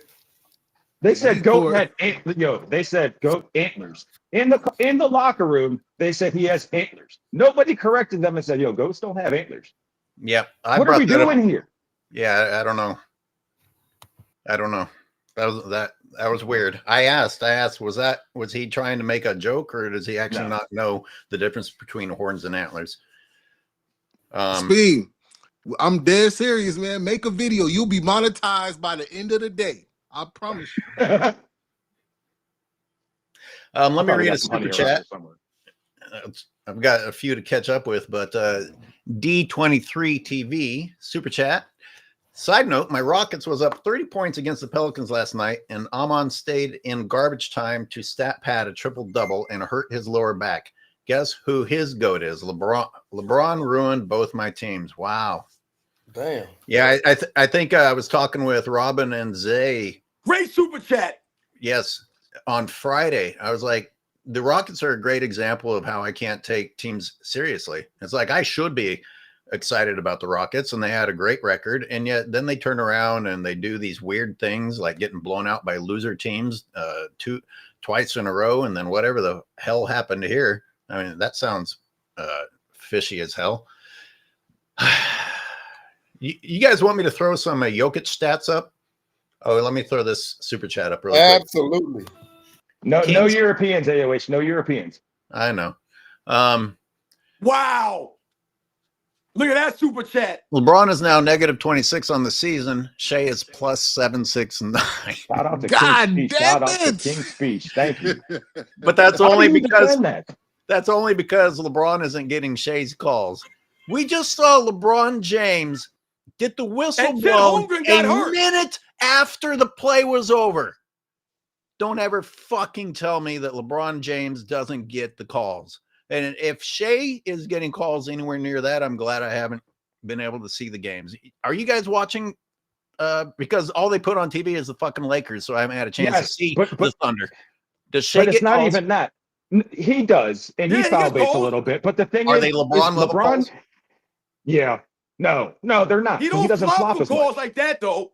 He doesn't flop. Austin Reeves, players like that are the ones you have to watch because those are the guys that get the free trips to the line to make it appear that LeBron doesn't get the calls. So even if LeBron's not getting those bogus foul calls, somebody on the Lakers is. And that's Yep. why Austin Reeves has all the confidence in the world because he knows he can just go to the cup and do some, behind the back move that looks great, but ultimately goes nowhere. And then he's going to get the call. Anybody will be confident going into that situation. Jackson Hayes is even talking to the refs now. I mean, that's the thing. And when you I don't watch think he can SGA and when you look at his game, he doesn't fall into what the trap of what a lot of these guys are doing. So SGA on the season, I think he averages like 5.7 three-pointer attempts a game. That's outstanding in this era when you got goofballs like Anthony Edwards shooting up 9, 10, 11 threes, these clowns. So when you think about the way SGA plays the game, he attacks the rim a lot. He plays an in-between game. That's the way he plays the game. He's aggressive on defense. So, when you talk about him getting foul calls, he's a star player in the league. So you're going to have those things going for you. But when you play that aggressive style of game, you're also, let's not forget, this is the softest era of NBA. These guys get foul calls for nonsense now. You touch guys and they will call a whistle. So let's not forget those things. The thing with LeBron James is that he cries and moans for foul calls throughout the games. And once again, then he'll turn around the next play and start flexing on people. It doesn't add up. You can't roll around on the floor one play and then the next play flex. It can't be both. It's got to be one or the other, my man. Thank you. You can't say that you love contact and then cry about contact.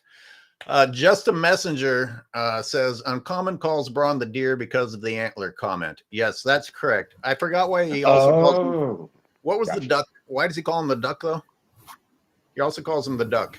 Never heard. He said because he be ducking the smoke. Oh, He ducks the smoke. I guess that's pretty. Oh obvious. yeah, conveniently he ducking the smoke when they gotta play Milwaukee and Denver this week.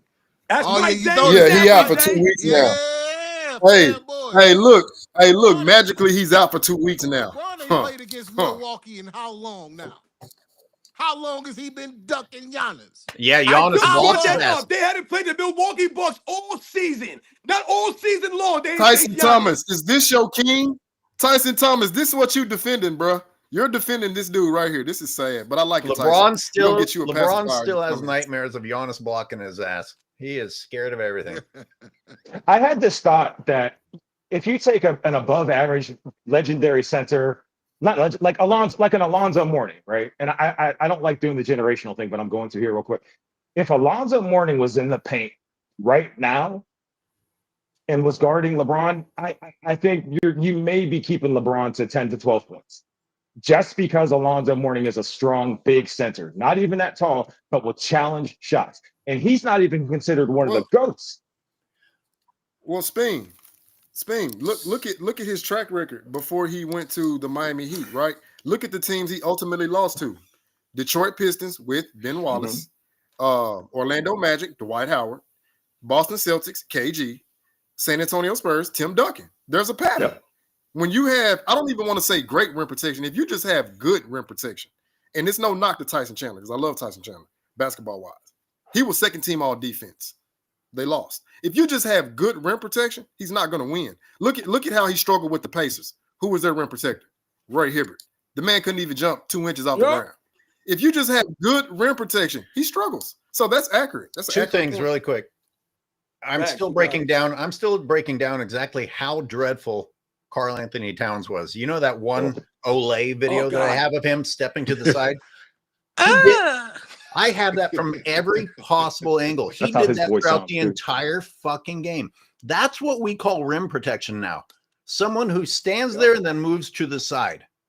LeBron James didn't make a single move in any of those layups except start dribbling from half court, go in a straight line, and the defenders step to the side. How can you be proud of that? Now, the other part, Speem, you talked about Alonzo Mourning. And Alonzo Mourning and his size and his muscle, and he wasn't definitely an intimidating rim protector.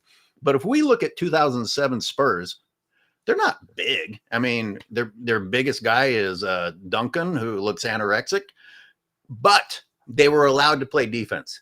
And was Thiago Splitter on that team in 07? I think he was later. No, I don't think so. Okay. Yeah, he wasn't there. He wasn't there. Yeah, he wasn't there. No. But there was an Argentinian dude that came in every now and then, but they were allowed to play defense, and that was enough to keep LeBron James from making layups, and he couldn't fucking do anything. Can I say something? Bruce Bowen was allowed to be physical on him. He don't like physical guys up on him. That's why he didn't like Kawhi Leonard on him. Word. Oh, facts. Hey, sports and fitness. This was a 35-year-old Bruce Bowen, mind you. Not a 31 or 30-year-old. This is a 35-year-old Bruce Bowen locking you up at 22. Yep. Hey, I want to talk about Cat, man. You know, I don't mean to be like this. I promise my mama didn't raise me this way, but you ever listen to somebody talk and be like, damn, this nigga a bitch. Karl Anthony Towns is a bitch, man. Hey, I'm sorry, man. You can't be 7 foot. You can't be 7 foot tall and your nickname is Cat. That man let Ben Simmons choke him out on national television. I don't care what anybody says. He was screaming to get off of him. He said, "Get off." Simmons put hands on you. He said, "Get off me." Listen. If another grown man has me to a point, no Diddy party, whatever, where I have to say, "Get off me," you got to kill me.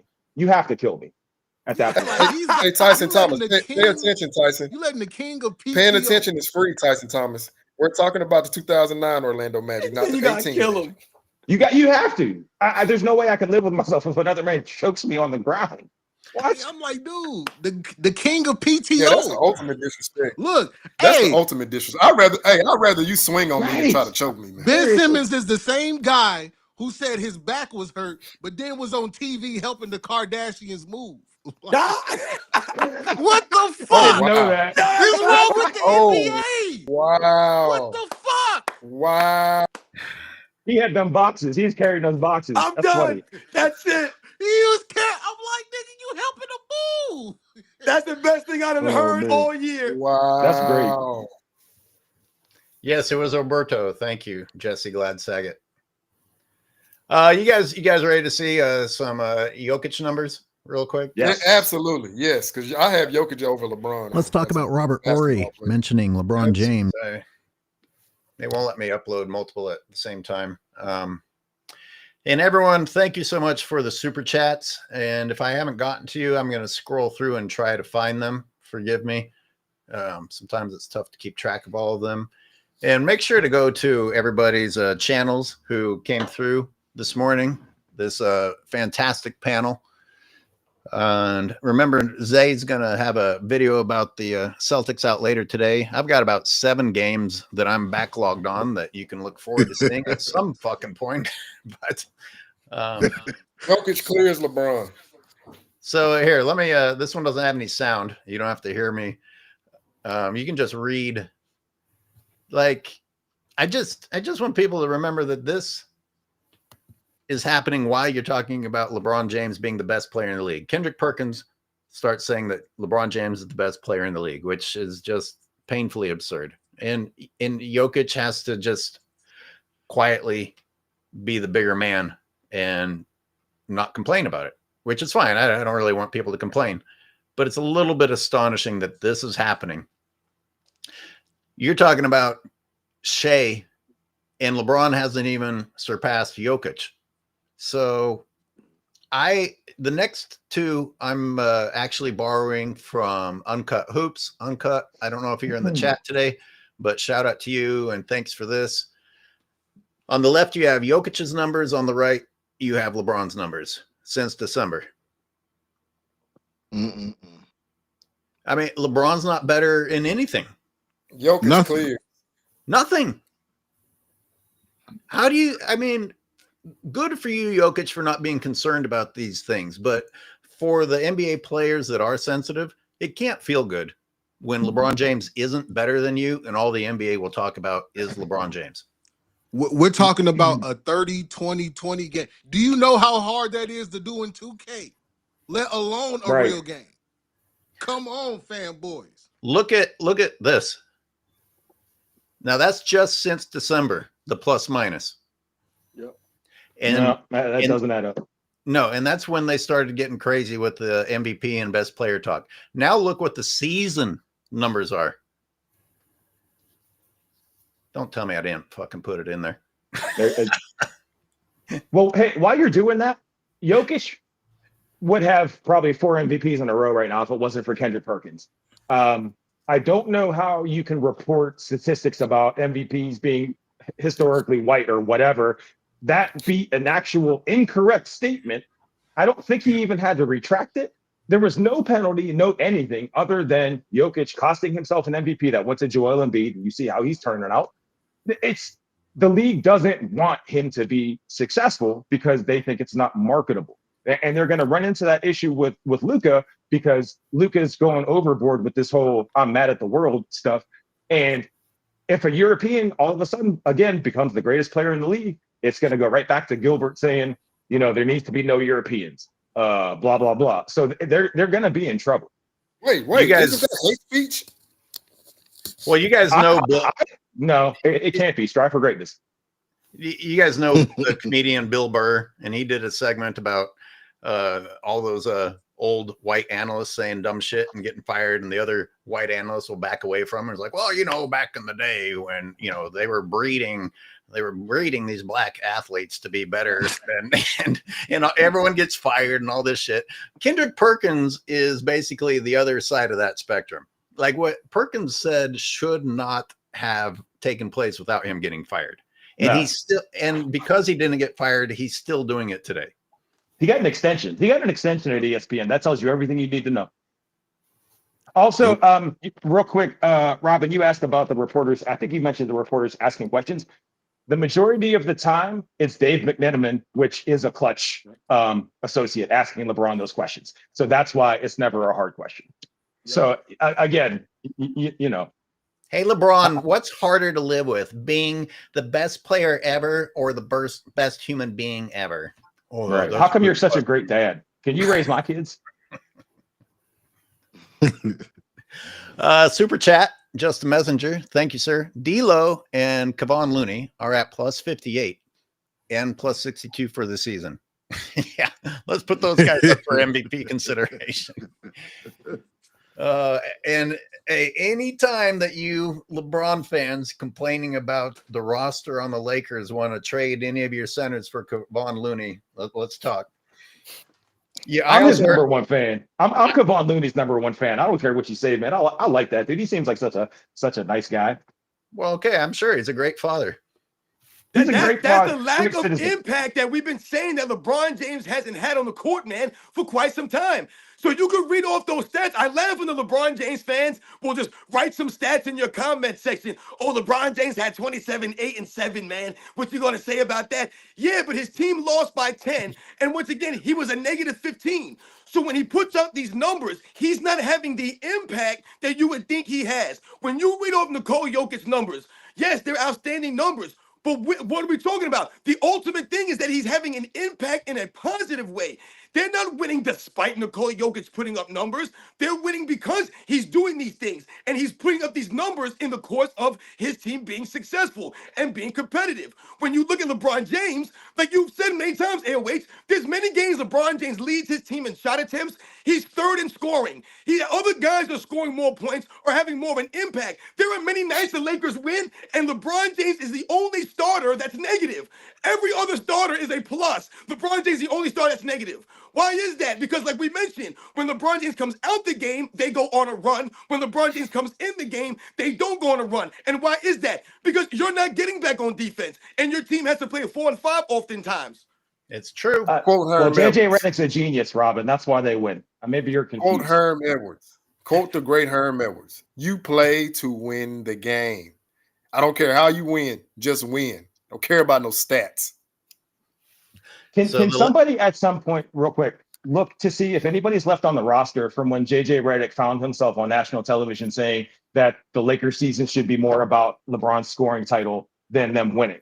Because if I'm on that roster and my head coach was seen less than 2 years ago saying we should just embrace this one man, and he's doing a podcast with them, their kids boat together or whatever they do, how do you not feel a way? If I'm Dalton Connect, how does he smile? How do you even like find the will to lace him up? Your team wanted nothing to do with you. Yeah. If Jackson Hayes didn't beat his girlfriend, he'd be out of there too. But most of his cases are probably in Los Angeles, so they don't have a choice. It's all bad. And JJ Redick, they're making him look like the strategic genius. They're playing bad teams, with the exception of the few plus 500 teams that they win. And what's he doing different? Their defense isn't better. Anyway, she brought this up. The defense isn't better. They just can get away with anything and everything. They got away with bloody fucking murder against the Knicks. Bloody fucking murder. I couldn't get through the first period of breaking down that game from the footage that I had of just absurd shit. Absurd shit.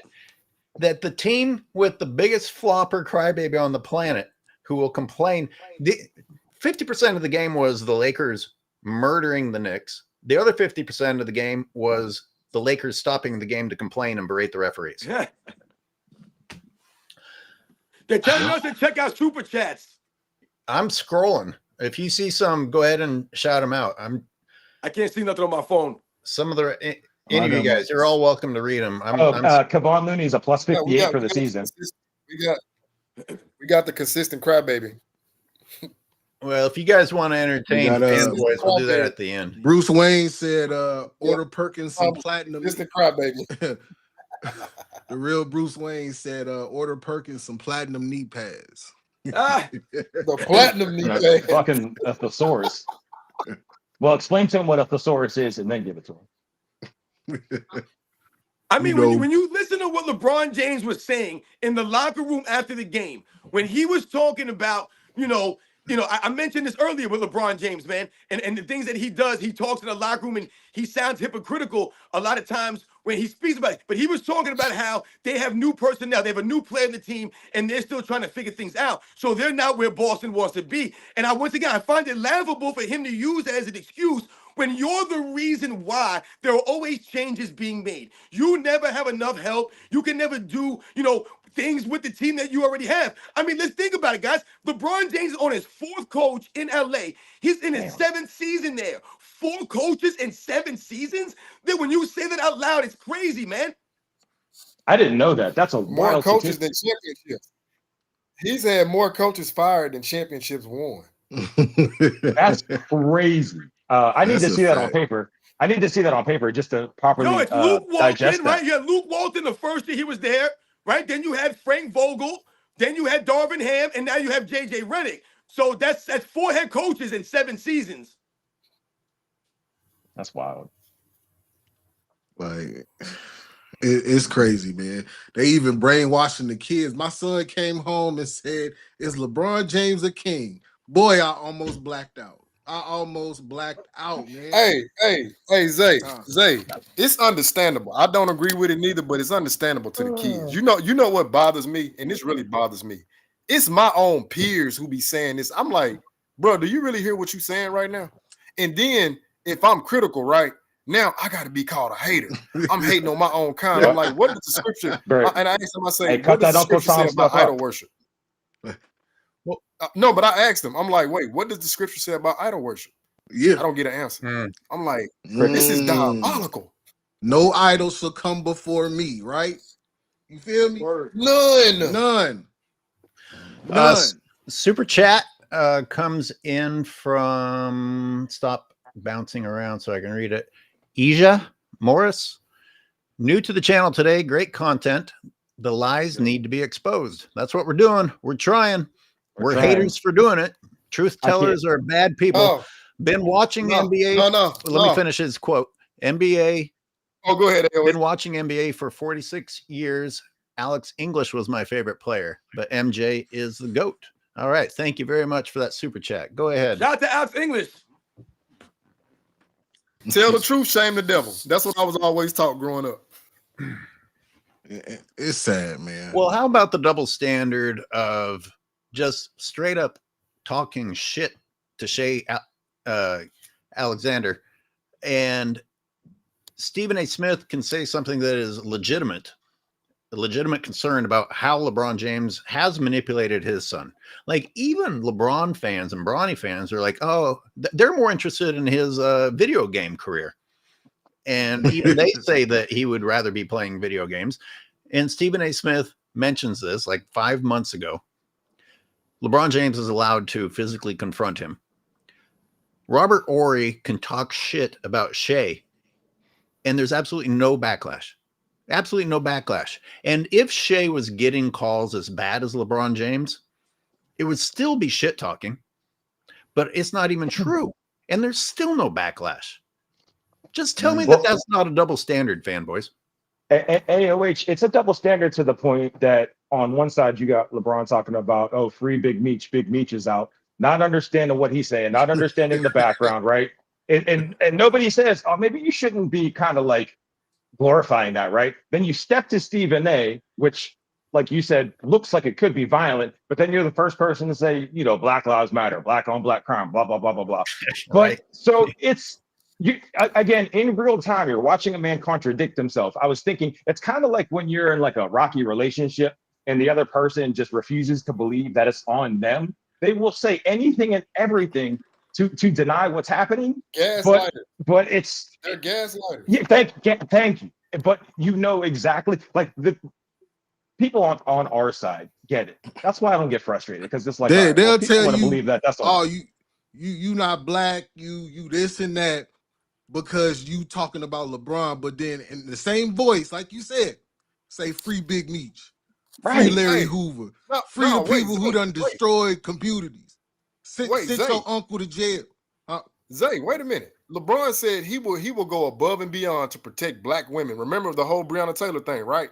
I have still yet to see him come out and make a critical statement about Diddy putting his hands on Cassie. Ain't no party like he don't even be, the only black woman he is seen with is Savannah. Everywhere you see him, he's with the white girl. He has a woman beater on the team. He feeds him he doesn't feed him in the post. He rebounds for him. Hey, they didn't talk about DJ Academics. His girlfriend in a DDT or a Stone Cold Stunner on national television, and you're going to protect. Well, maybe she was white, so maybe he doesn't care about white women. I don't. Man, he spit on that girl. He did everything. But look, they ain't say one word about DJ Academics that blew his spot up. DJ Academics said that LeBron James only likes white women. Only. There's nothing wrong with you liking white women, but don't get on television and go Dr. Umar, and then behind closed doors, your milk of magnesium is a white girl.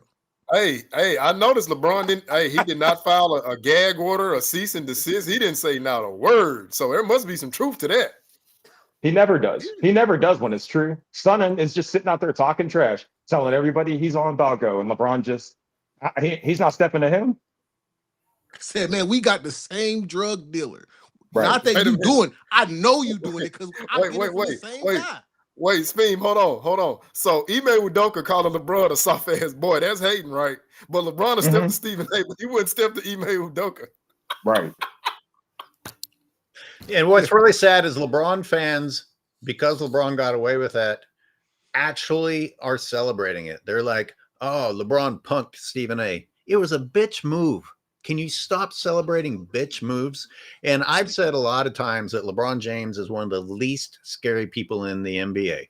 As much as I want to, think of myself as a tough guy, those guys are monstrous, massive. But if as you guys were talking about Steph Curry having more balls to step to somebody, out of everybody in the NBA, if you forced me to fight someone, I would choose LeBron James. Number one, I mean, he's a coward in his heart. Number two, he probably wouldn't even show up. He'll have a fucking groin injury. You know what I mean? Just say Delonte West. Just take a personal attack against him, and LeBron comes up to me if I have a sideline stadium. seat. I'm going to put his knee through the back of his fucking leg and then continue from there. Fuck you, you goddamn bitch. Talk to him, AOH. Morris with another super chat says it's not 80s, 90s nostalgia. By the way, Channing, let me pronounce it correctly for you, you fucking moron. Nostalgia. Oh, what's that in the earpiece? Who says that? It's called nostalgia. It's called nostalgia. You practice your lines before you come on TV. Your AOH is going crazy right now. Yes, honestly, AOH. I can't fucking stand these professionals who can't even fucking speak correctly. Yo, Their own goddamn lines. It's not even they're not even trying to repeat someone else. It's their own fucking bullshit. They couldn't fucking practice long enough to get it correct before they came on TV. Fuck off. Why are you people allowed to talk? You stupid piece of shit, Channing. You know why, Elways? Because when you have to tell lies, you have to constantly rehearse those lies because the honest opinions really want to flow. How did he rehearse it? He didn't even get it right. Hey. Kendrick Perkins must have dirt on somebody, or when Trump did the whole DEI hire thing, he should have been gone. Dude has to be there just to check a box. He has been running rampant in the public eye for years now, just spewing misinformation or bad-mouthing people. And it's actually impacting their livelihoods now. But yet he gets to profit, granted, we're profiting from it too, but, the dude can't even, form a complete sentence without talking about his one little metaphor about putting a brain in a bird and watching it flying backwards. He says it 7 times a show. They laugh every time they say it. This is where we are now. This is where we are. I can see them. Hey, I can see them talking. Hey, fanboy Tyson, did LeBron hate on his teammates when he said Bronny could get minutes now? I just want to see if you're going to keep that same energy. Apparently, we're missing a really good game right now. Okay, I don't watch basketball, AOH. Hey, I can see them talking to Shannon Fry like, Shannon, say it with me. Nostalgia. Hey, wait, Zay, did you hear how his voice fluctuated? Michael Jordan and Kobe Bryant, in the game of basketball. I'm like, who is this dude talking like? Like Shannon Fry. We know you went to an Ivy League school. Don't try to change your voice up now. Don't try to switch the vernacular. See, man, sound like you more intimidating. They trying to resonate with the crowd, man. These dudes are nothing like us, man. They nothing like us. These are boule Negroes. Man. Who are they in a whole different all the way. They praising a whole different type of God. You know what I'm saying? When they talk about God, they ain't talking about the God we talking about. They talking about something totally different. When you're talking about low-hanging fruit, real quick, for any fanboys, how do you put your faith or trust in somebody that says, I've never been on a team that practices flopping, and the next night has a flop that's considered noteworthy, or an all-time flop, or one that you can add to an ever ongoing compilation?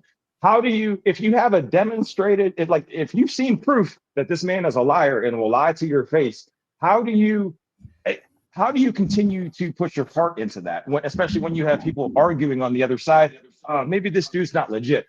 By the way, we have proof that he's not legit. Well, you hate black men. Uncle Tom, What were we going to call our show? AOH? Oh, Jungle Fever. All that stuff. You're racist. All of it. Look, man, these guys are actors. These guys are trying to get Oscars. They're trying to get, Emmys, whatever. They're trying to get all these different things, man, because they don't show emotion. You ever notice that, like, LeBron can sit up there and try to lie his ass off, but he can't stop from laughing. He's damn near laughing, talking about it. He can't even look you in the eyes. My pops told me, if nobody don't look you in the eyes when they talking to you, do not trust them. They lying. They lying. They are lying. Lying. You gotta look a man in his eye when you talking to him. Where would you rank? And I'm sorry, I can't trust the guy who says and every other sentence in his word. Like, bruh. Things of that nature. They ain't even taught you the art of public speaking. Like, what? Things of that nature. Goat shit. I just want somebody to answer that question legitimately. How do you defend that? How do you defend character traits like that? Just as a society. I mean, if he was a politician, if he's lying to your face, you're gonna say something about it. So what's the difference? Well, Speen, think about it. It resonates within them. If they defend it, then a part of their character, or I would say who they are, that's ultimately who they are, because they see a figure who is projecting who they really are on the inside. So now it gives them a level of comfort. That's why when I said earlier, I have my own peers glorifying this nonsense, right? But if I bring up something that's not so popular, why are you hating on a black man? Oh, so can I talk about Darvin Ham? Wait, no. You open up that Pandora's box, so now I'm allowed to respond. Darvin Ham's light They don't skin, want it so that way.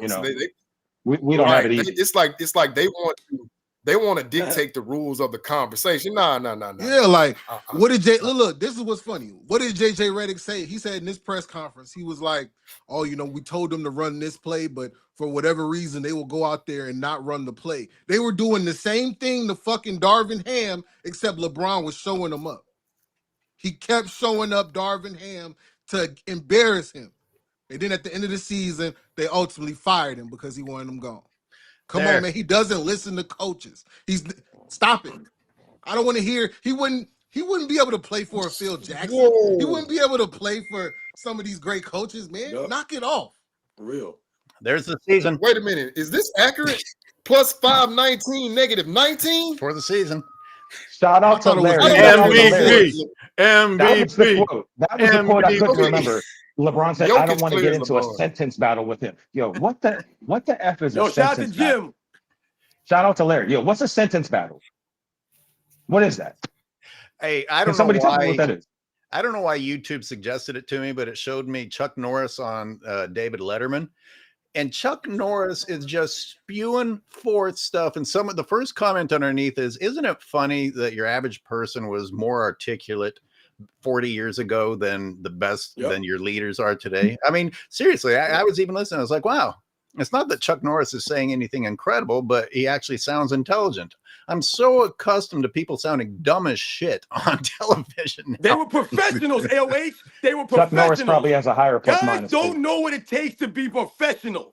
You have to be a professional. But he was a martial artist. Why would he be able to speak better? He was a professional. Yeah, well, that's true. Well, he was an adult.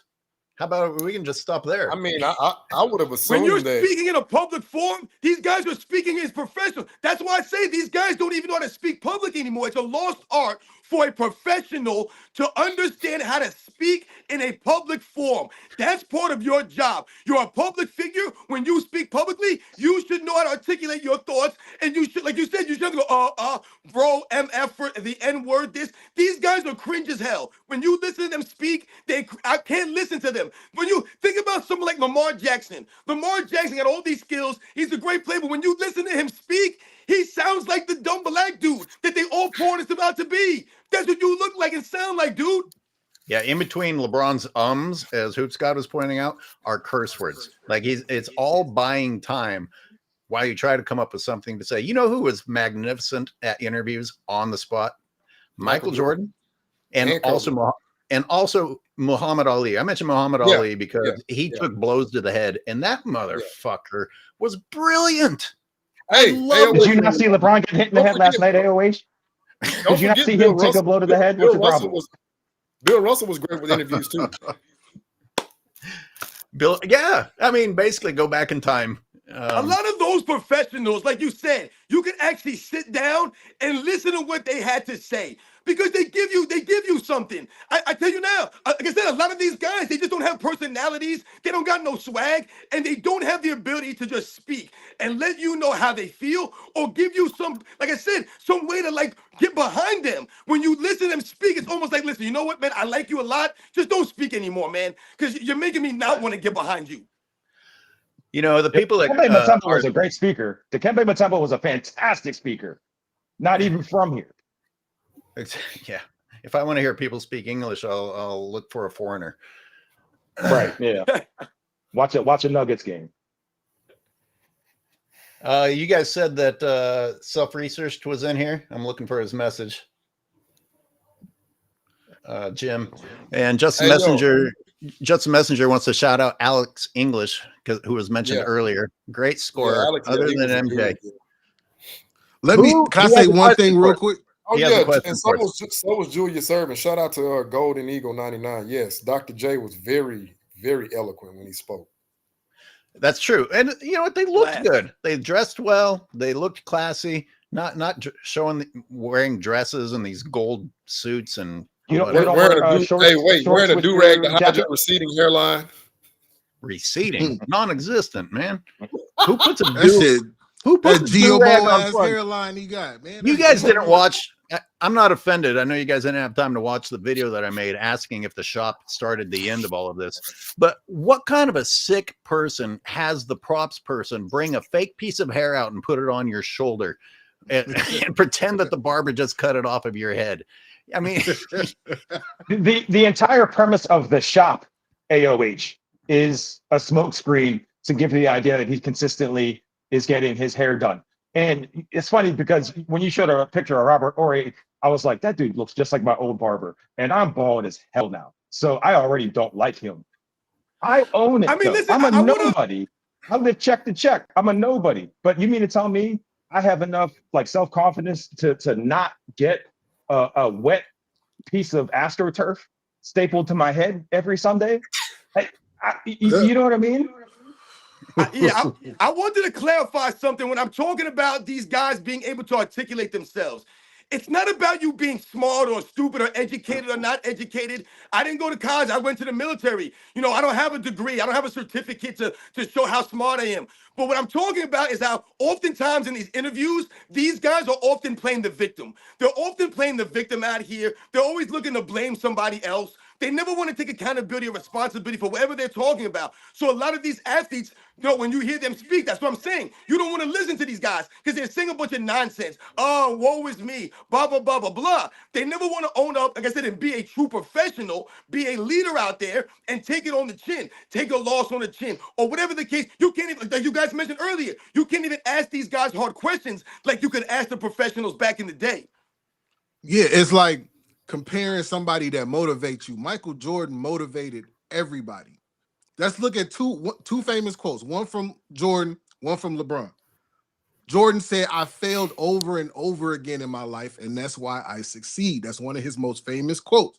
The most famous quote that you finna get from LaForty James is, yeah, that one right there, that one made me the best. Or it's just basketball.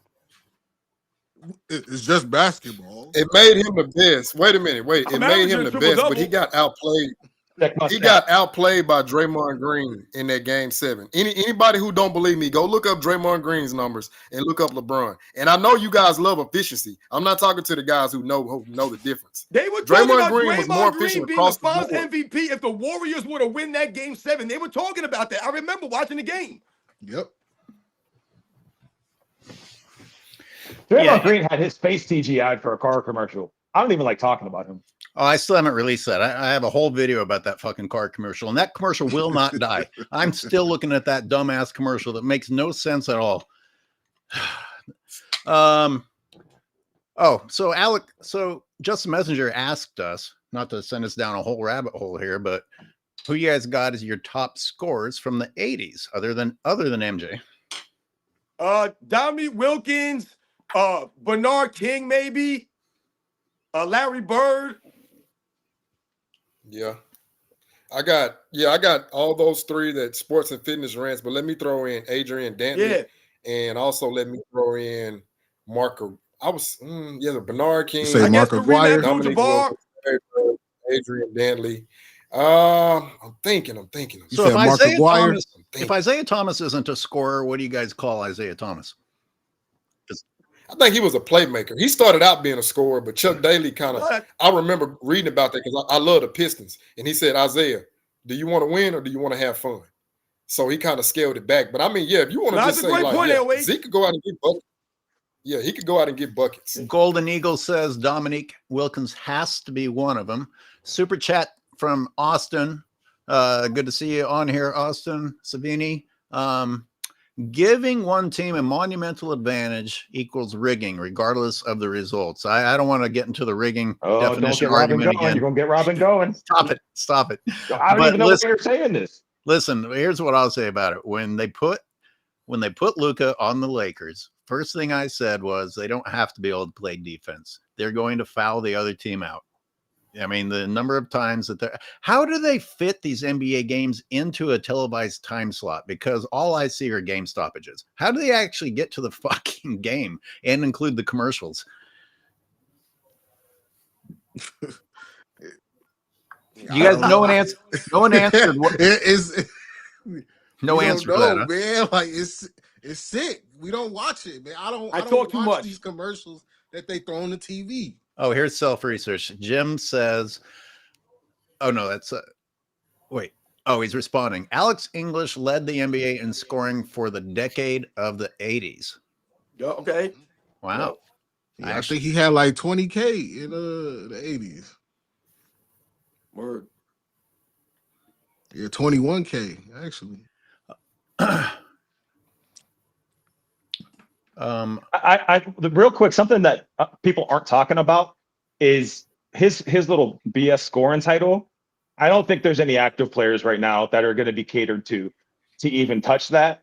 I used to think it was KD, but you talked about earlier how he is. I used to think it was Luka, but part of me kind of buys into that conspiracy that Luka was even brought to the Lakers to steadily slow his scoring and playmaking ability, so he never became a threat to break any of those records. Is it a stretch? Yes. But is it? I mean, we've seen crazier things end up being true, specifically with LeBron's career. So it's not that crazy to think that Luka was brought there because his scoring is going to go down. You know what? Hey, I don't believe in a lot of these theories, but that's a good theory. I can see JJ talking to him like, LeBron, we bring Luka in, he'll help us out. You'll get the ring, you'll get the credit, and you'll stop his scoring. Yep. I was thinking about the poor Pelicans. First LeBron depleted the Pelicans by taking Anthony Davis. Now the Pelicans are a non-existent team. They put their faith in someone who wasn't possibly going to stay healthy in Zion Williamson. And then did you guys realize that the Pelicans just handed the Lakers Jemison, a 6'10" guy? The Lakers have four 7-footers and 2 6'10" guys, and Kendrick Perkins said that the poor Lakers are going to have to play small ball. You know why they said that? They said that because LeBron was guarding Cat, and that makes LeBron look like he can still guard all 5 positions. But Cat's not like a real anything in terms of a big man. So anything, period. No, I mean seriously, because if LeBron's guarding you and you're making him look great, then they can go right back to he can guard 1 through 5, blah blah blah. But it's like the Olay defense. It was weird. Yeah. It was like watching somebody having like an aneurysm on national television, just waving his arms around, not understanding what was happening. And you mean to tell me that maybe Cat wasn't influenced a little bit by some mystery entity to play like that? All these great players magically turn, like they fall to pieces against the Lakers because the Lakers are so great defensively. Yet, guys, I need a refresher. Weird. I need a refresher. Is Jemison this is Hall of Fame level. Right. Hey, wait, you might get demonetized. You can't be showing that. First ballot like that. First ballot Hall of Fame acting on display. Come on, guys. Give it up. Blur that out next time. Hey, you got to blur the contact out. I just want to thank Adam Silver for allowing me to get this award. That's the greatest player of all Hey, time. wait a minute, Zay. You forgot something. I'm just a kid from Akron. He I'm never just a cheated kid from it. Akron. Never cheated it out of his own mouth. Never. He never winked at the camera after a flop, which happened before a lot of these people in this room were even born. Yep. How do you defend that? First of all, how is he correct? Never mind, because he's LeBron. How are you that not self-aware to know maybe I shouldn't wink at the crowd after I did this blatant cheating thing, and then I'm going to cry 10 years later about people calling me a flopper? Again, here's your proof. Oh wait, that proof doesn't matter because you hate black people. Oh, okay, cool. My bad. I forgot.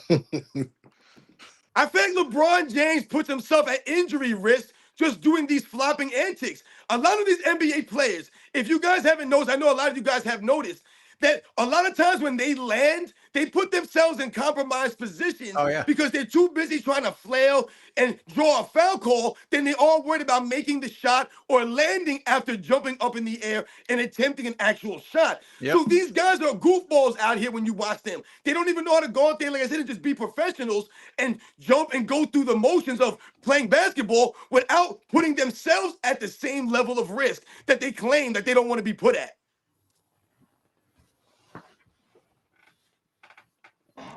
Talk to him. So, the fact that LeBron James is going to miss these next games, let's say, I don't know if he's going to definitely be out. They're speculating he might be out for a couple of weeks. So these are the kinds of things that we're alluding to. When AOH, you started off this segment earlier talking about Michael Jordan, a lot of the other professionals going out there on the court and playing through various kinds of, pain and, different kinds of things, going out there for 82 games, trying to do these things. When you think about Michael Jordan and his career and him leading the league in scoring and doing all these things, he did all these things while not missing games, really. He missed a minimal amount of games. So he's subjecting himself to getting injured. But what's more impressive is that the averages that Michael Jordan was able to accumulate and have throughout his career are even that much more impressive because he did it while never missing games. So you're out there, once again, think about it. If you're playing 82 games every season or damn near 82 games every season, or if you're playing 65 games every season or 70 games every season, it's easier to average certain things, right? So LeBron James likes to miss certain kinds of games against some of these difficult teams so that his averages do not become affected. So in the aftermath of all of the season or whatever's going on, they can justify giving LeBron James the All-NBA third team or whatever the case may be because they can read off his averages. Robin, you'll be interested in this. When Michael Jordan had a streak of 72 20-point games, it was in a season that he played all 82. I don't like that people just blur out the word consecutive because I think that they think it means sequential. It doesn't. It just means every game that the person chose to play. Well, Jordan chose to play all of them. LeBron James picks and chooses which ones. You can't tell me that doesn't help you improve. Like if one of you guys was a bad matchup for me, I know I said it in the video earlier, but if one of you guys was a bad matchup for me and it was going to hurt my stats, and I said, I have a groin injury, and then I came back the next game to continue my streak, you don't think that that's manipulating? Yep. AOH, man, that's a great way to clarify what I was highlighting. When you think about the second three-peat that Michael Jordan and the Chicago Bulls captured, Michael Jordan did not miss a single regular season game or a single postseason game. He was at the practices, giving the effort in practice. All of these things add up to wear and tear on your body. Michael Jordan's not lollygagging in practice throughout 82 game seasons. He's going out there and giving more effort in practice than LeBron James gives in a regular season game.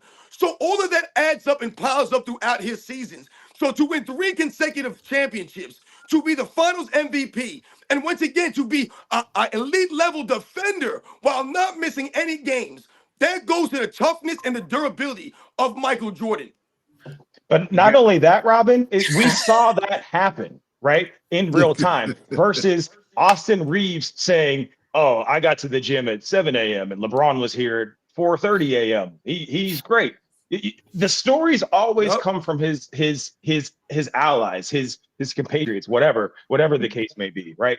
But you never see it take place ever. It's always, I saw LeBron once. He jumped from half court and he dunked it, and and then that's it. There's no follow up, no anything. They were doing that all year last year. Like, oh, LeBron James showed up early to the game. I'm like, where is he supposed to be at his job? Right. I mean, right. But what? But the follow up joke is that he takes a nap on the floor. Maybe you should show up to the game later so that you aren't asleep during the fucking game. You old piece of shit. I seen one of them fanboys say, "Well, Allen Iverson didn't practice." I was like, "Man, Allen Iverson was a dog. Period. You didn't have to question Allen Iverson's effort on both ends. Allen Iverson would beat LeBron's ass. I'm not talking just in basketball. Yep. LeBron James is not a dog. Allen Iverson would beat LeBron James to death if LeBron James stepped to him. No one ever thought that Allen Iverson right to that bowling alley and beat him up. No one ever thought that Allen Iverson was taken away from the NBA. Allen Iverson was adding to the league because Allen Iverson was an icon. He was iconic off the court. He meant a lot to a lot of people, the swag of Allen Iverson. So once again, Allen Iverson added to the game. Like you guys said, he was relentless out there in the court. No one ever questioned Allen Iverson's heart. Here's how bad LeBron James is. 3 steals titles. We're lowering it to talking about Allen Iverson, 6'1", 6'2". I mean, we can't even entertain the idea of LeBron James stepping to Anthony Mason. Like, I mean, that's we have to talk about a 6'2" dude. Not wait, real quick. I don't want to highlight him too much, but Tyson had this thing about calling me a dummy, whatever, because they're not at their practice. The irony is you're using the wrong version of the word there. It's not how you have it. All right. So pot calling kettle light skin here a little bit. I feel like construct the sentence correctly if you're going to call people dumb. That's all. Go ahead.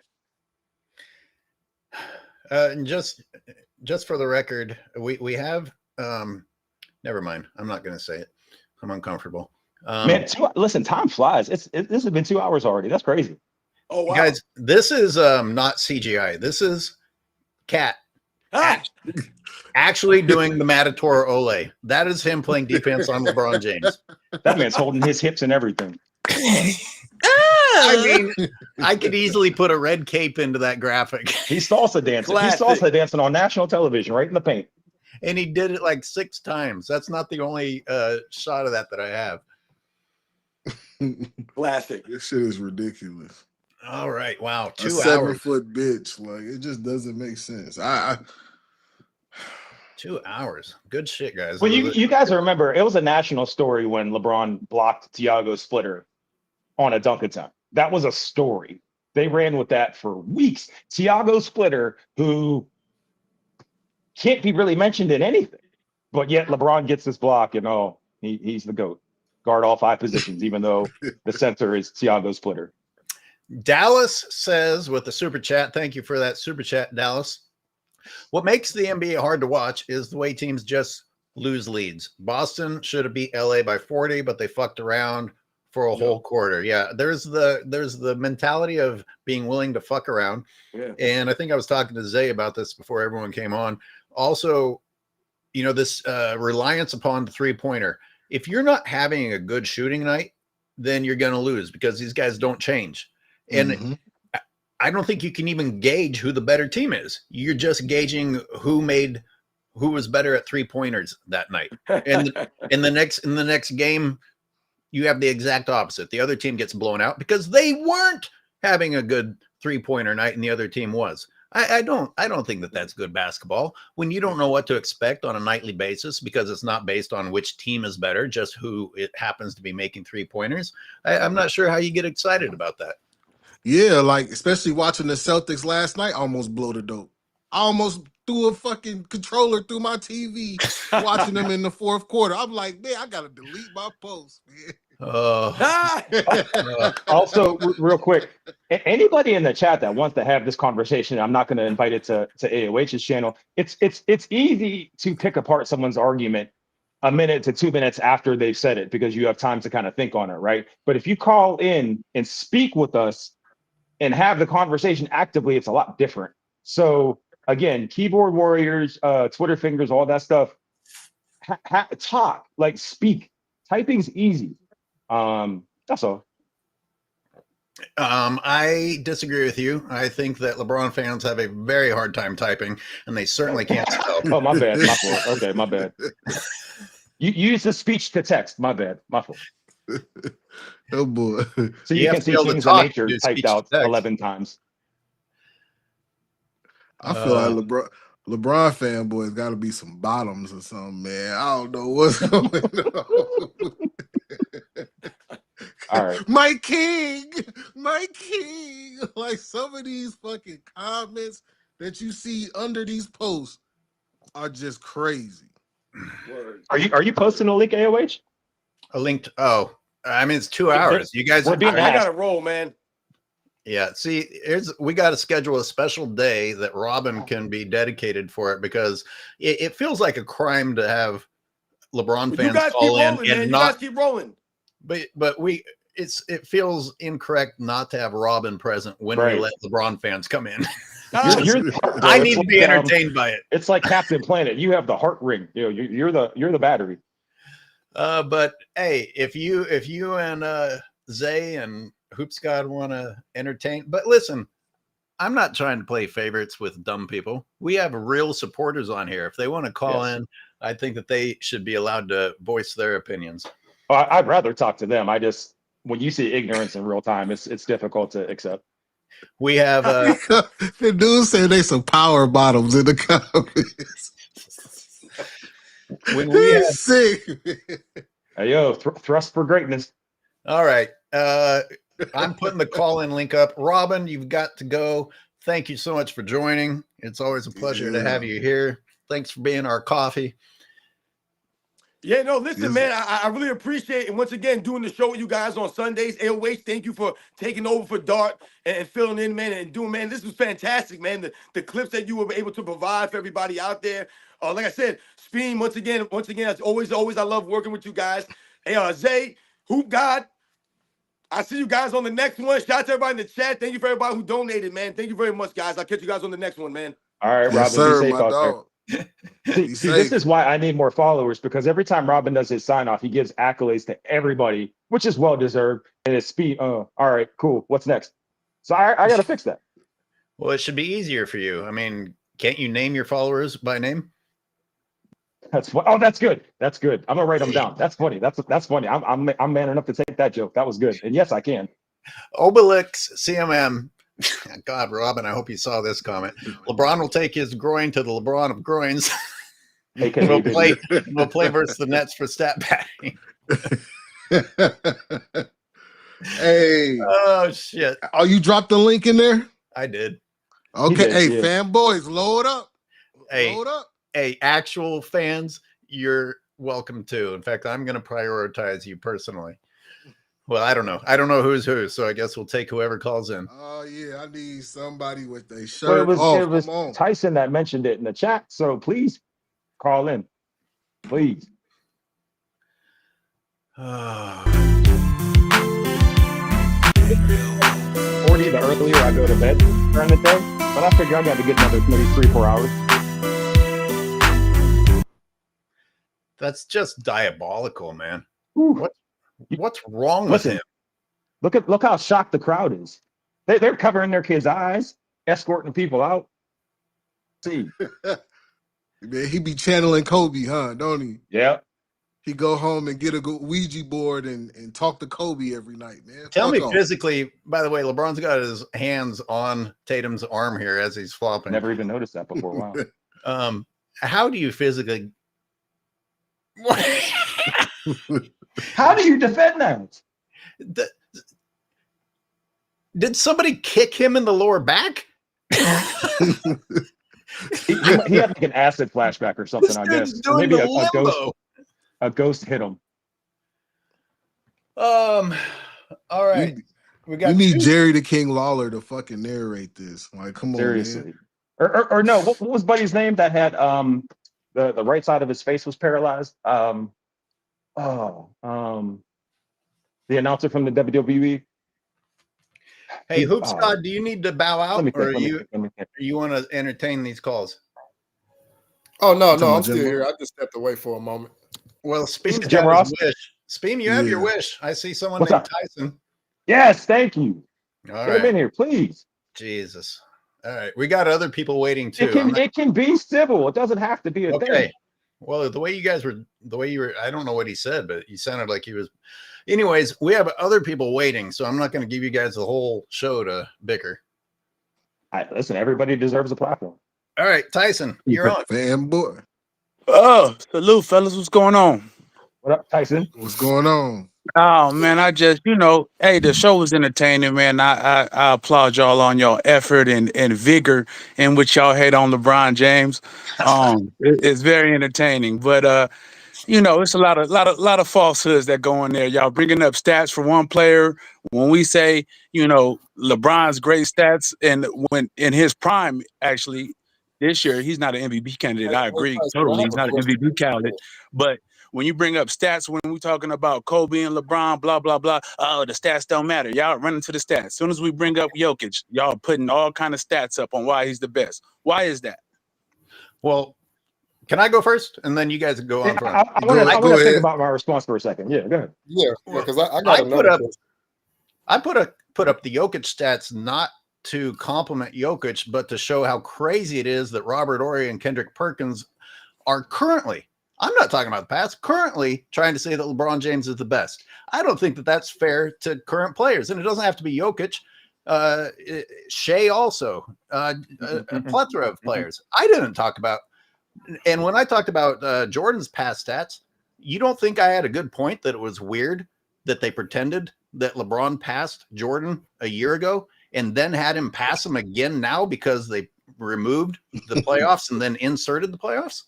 You don't think I had a decent reason to think that that was weird by ESPN? Well, there was two different categories in which he passed them. I understand what you're saying when they took out the 10 the less than 10-point games in the playoffs, but we're talking about total points. He passed Jordan in total points. That is a fact. He passed Jordan in regular points, regular season points. That is a fact. When they celebrate that, they're celebrating the face of the NBA. I know y'all don't agree with him being the face. I know y'all don't appreciate him being the face, but faces of the NBA are going to be celebrated. They did it with Jordan. They did it with Magic. They did it with Bird. That's part of the game, selling their product. If you think it's a bad product, hey, that's all. Don't watch it, whatever y'all do. But to sit up here and complain that they're celebrating the star of the game is just asinine, because they do that with everybody. Well, the ratings say it's a bad product, not us. Well, the revenue doesn't say that. The ticket sales don't say that. What do the ratings say? And the overall, if you let me finish real quick, I'll let you go. And the overall involvement in the NBA throughout the world is at an all-time high. So if you want to go just based off ticket sales, you have something to stand on. But if you go global, if you go on social media interactions and all these other things, these matrices that they're using nowadays, the NBA is at an all-time high. So okay, so hold on. So, sir, if you can real quick, can we determine real quick who's going to talk and when? Because I do want to speak, but I don't want to overtalk anybody. Okay. I've seen these like blow up. I was planning. Okay, hold on. Hoops God is chomping at the bit. I'm going to let Hoops God go. Because I want to address this. He's saying ticket sales and all this yada, yada, yada. Awesome, cool, fantastic. So why does the commissioner have to implement a play-in tournament for competitiveness and to drive up ratings? How come he has to implement a in-season tournament for competitiveness and drive up the ratings? And now, how come we have to keep on changing up the format of the All-Star game? I'm giving you valid reasons where the ratings are down, yet you're not giving me valid reasons why the ratings are up. Well, I did give you valid reasons. Sir, no, you did not. You didn't. So no, it's not about an agreement, sir. It's what. Hold on, sir. What can you prove in the court of law? This is not about how you feel. I gave you empirical data and facts. You haven't given me any.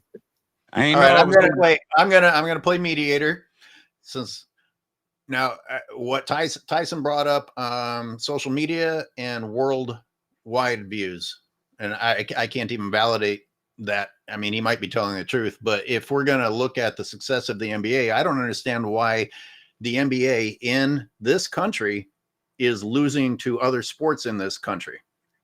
If all of those reasons are an explanation for why the NBA is doing poorly. All right, now I'm gonna unmute you guys. I guess. Wait a minute. So, Speam Engine, you've been waiting. I just want to make sure Hoops Guy gets his point off because I want to have the conversation, not just shout. Yeah, thank you, Tyson. no, did I'm I done. understand your argument? Yeah, I'm done. Well, I also said revenue, which is a major for any business, is a major category in which you determine success. So I don't know. Listen, the Mavericks just raised their ticket prices. Is the Mavericks franchise doing well now? Well, they made a bad decision, in my opinion. So And yet they're able to raise lost. their prices. What? And yet they're able to raise That their had nothing prices. to do with the NBA as a whole. That had to do with an organization making a bad decision and putting their chips in with a superstar that's off injured. So I don't think that had anything to do with the NBA as a whole. All-star They format. traded a 25-year-old superstar. All right, Tyson, I'm going to let you finish because we got to get other callers. All-star format still hasn't been addressed. Oh no, the All-Star game is bad. I don't have no problem. I don't have no problem saying the All-Star bad. I'm not going to sit up here and cap for an All-Star game that sucks. If you want me to do that, you got the wrong guy. Why do you need a playoff? Why do you need a play-in tournament? Yes. Why do you need a play-in tournament? Because they want to boost the regular season. And what else is that boosting, sir? You're on the right track now. Come on. You're on the right track. What else is it boosting? Revenue. Yeah. What else starts with an R besides revenue? You're on the right track. I don't know. You go ahead. Oh no, that's not gaslight. Come on, Tyson. I can tell the way you're talking. I said go ahead, brother. I don't know the answer that you're seeking. I'm asking you to go ahead. And why do they need an in-season tournament? I said to boost revenue, to boost eyes on the regular season. They say the regular season. Hold on, let me answer. You asked me a question, brother. Hold on. I asked about the playoff. Zay is asking about the in-season tournament. You have to actively listen to the question being asked. Go ahead. Yeah, I'm getting two different questions. Oh, the playoffs. They did that to enhance the regular season. So teams with it just was the 18 to boost the regular season, so cats wouldn't be sitting at the end of the regular season to make the regular season more viable at the end of the season. Does that not drive the ratings up as well? Of course, it's a business. The NFL added a game. Why did they add a game? For revenue. Fanboys, y'all see why y'all hide? I see why y'all hide. No, but I'm serious though. Like y'all asking why a league is trying to boost revenue. That's what y'all asking me. Tyson, thank you for being civil. Tyson, thank you for bringing in your. Yeah, I'd like to respond and firstly say, even though we've been taking jabs at each other, I appreciate your respectful approach because that's all the time. I'm dope to hear. Right. Well, props needs to be given. What everyone knows that I'm not like the numbers guy, right? Like I can't sit here and just regurgitate a bunch of stats to you. A lot of my observations are just kind of based on how people act and their character traits and patterns. How do you defend so many patterns of behavior by LeBron and patterns of tendencies that have happened with the league that just happen to align with what he's trying to do? How do you defend that, or how do you argue that when if you think about it, the benefit of doubt really isn't on? It's you understand what I'm trying to ask? Like if everything is there and you can see it in front of you, how do you deny it?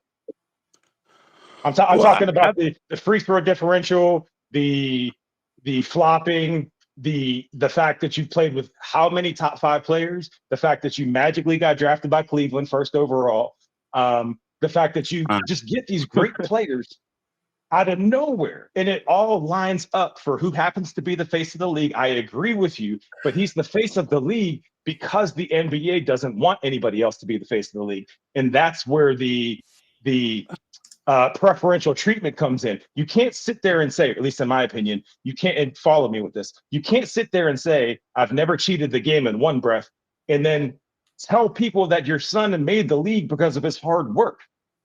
That shouldn't be an indictment on him being a father or a person or anything. The fact is even at 55, everybody knows that the only reason he's on that team is because of his dad, and he's there for business. So if you've never cheated the game and you love basketball, why do you have your team openly making business moves, not basketball moves? Okay, guys. Tyson again. Oh, Thank you. Oh, dang. No, listen. I have a bunch of callers. You guys can't make it an entire episode. Oh no, hey Tyson, hit me up, please. We'll hey, look, we'll do this more often, but when there's an entire room full of callers, you guys can't go on to the next subject and then start debating. Oh no, not sure. But no, Tyson, no problem. I want to have that though. Tyson, thank you. Call back in another time. Sorry to cut you off. I want to let some other callers in. A few of them already dropped off while they were waiting. King Speech Row is in. King Speech, you got a specific comment or a question, or what would you like to say? Yeah, a few things. I mean, there's been a lot of stuff. Watching. Can you hear me good? Because my mic has been messed up on this phone. There's some background. Okay. Yeah. I mean, the revenue he's talking about, again, the reason why all of that stuff is up because they use the gimmick. Plus, you got inflation, so it's up from when. It's losing to other sports. It's losing actually since the Kobe era. Even if you didn't account for inflation, the ratings are down. I mean, it's LeBron fanboys, and I want to debate a lot of LeBron come up with the most ridiculous arguments to dictate losing. Like, it's always an excuse when the numbers aren't in their favor. Like I'd said the whole thing about the MVPs and the plus minuses and everything that counts. It's always an excuse. Yes. Thank you. I mean, how are the Lakers? Yeah, I did a video about people saying that LeBron James was worth it coming to LA for all these reasons, even though the only thing that's happened is a fraudulent bubble ring. And I had all these quotes from season ticket holders from dating all the way back from before Showtime Lakers who've stopped going. And some of them got driven out by Jeannie Buss wanting money before, ahead of time, et cetera, et cetera. So ticket sales are going to continue. I mean, the human population is massive. The human population is massive, and there are a lot of rich people now, especially in LA, especially in San Francisco. I'm sad to say that you can look around those stands and recognize a lot of people who probably have no fucking idea what basketball rules are, but they have the money to spend.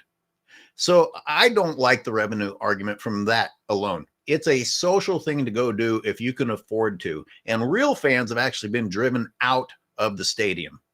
But you're still going to make money. It's the exact same argument as Gilbert Arenas trying to say, oh, I'm rich, or LeBron James saying, oh, I'm rich, when his show is full of lies in Gilbert's case and LeBron's game is full of cheating.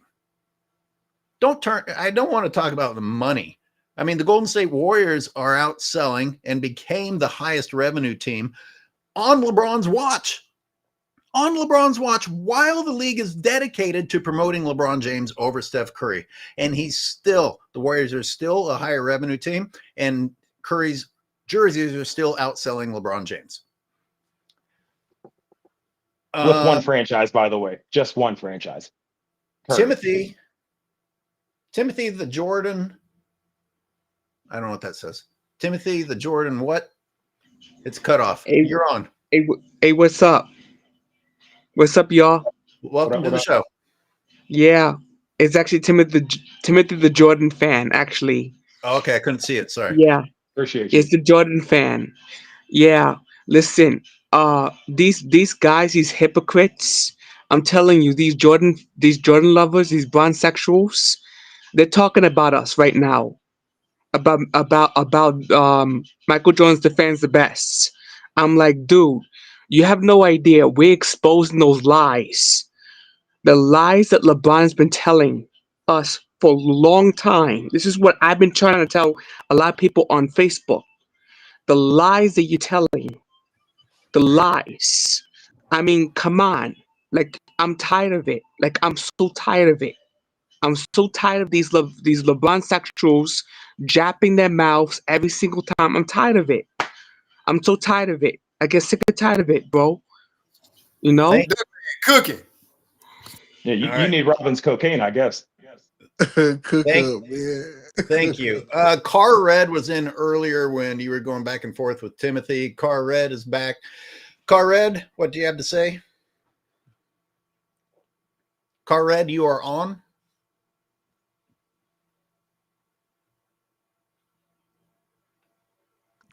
Bro, the comment section is wild. Hey, shout out to the comment section, man. Go ahead. Let me read the super chat, and then you can read whoever yours. Hey Zay, what's your channel name, bro? 93 Zay TV. TV. If you want to find it, because there's other Zays out there, at 93 Zay TV. Austin Savini, super chat. Yeah, I just subbed to you. There's only one steam engine, though. For sure. Only one steam engine. But you have to type at steam engine. Otherwise, everything that you find will be about steam engines, regardless of how you spell it. I'm just trying to help you out. Thank you. To LeBron fans, none of his winning accolades or stats matter because he cheats the game between the lines. 0 titles without league help. Thank you, Austin. I mean, I certainly agree. Carr, I'm trying you again. Carr. Tyson, I saw your comment. Yo, Yeah, can you hear me now? Send me a message on my channel or however you do that. Shout out people. I saw her in the comments fighting the good fight. Also being like fighting the good fight.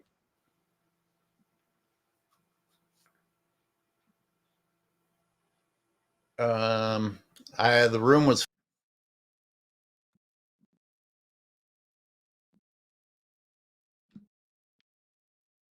Hello, can't hear you. Hey, you're muted, AOH, a little bit. I think a little bit muted. We can't hear you. Oh, I don't know how I did that, but I was fully muted. Yeah, I don't know why I said a little bit muted. That makes no sense. Y'all crazy, man.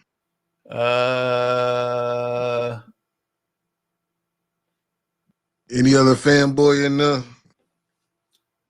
There's somebody. Fanboy. This is, I can't read it. 2DK. 2D, you're on.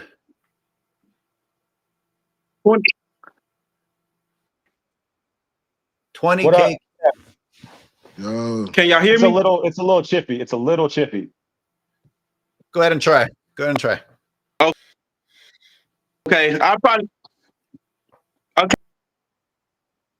it's still bad. Yeah. I call back since y'all can't hear You me. have a pretty bad delay. Okay, call back. All right. I got Dallas. Dallas is in the waiting room. We'll try you again in a little bit. There's Dallas. Hey, Dallas, thanks for the super chat earlier. Yes, sir. What up, fellas? What up? Real quick. Man in the world. Look, man, I wish I could have came on when the other dude was on there talking that crazy mess. Look, we can't rate anything by social media numbers. We all shit. Damn, restream.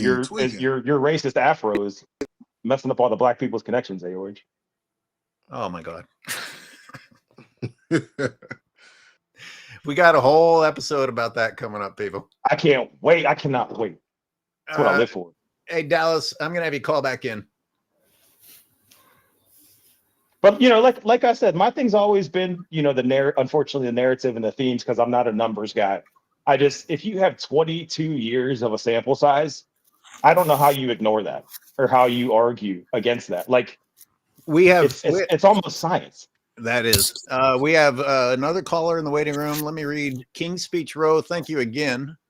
At Speam, I want to get LeBron fanboys on my channel to debate. I love their smoke. I frequently come on Goat James Kingdom and cook them. All right. Throat James Kingdom. Get it right. Let's do it. Let's do it. Please. Goat James Kingdom. Hey, Zay.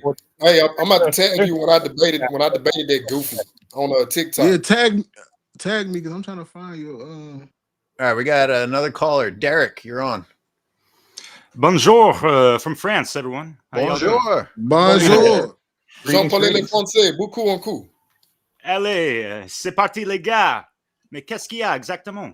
I was sorry to All see right. France Listen, get popped in the Olympics. I don't feel included. I do not feel included. Can you please just go back to English? Yeah, definitely. I'm from the Bay Area, by the way, so I see you. I'm just joking. Hoops.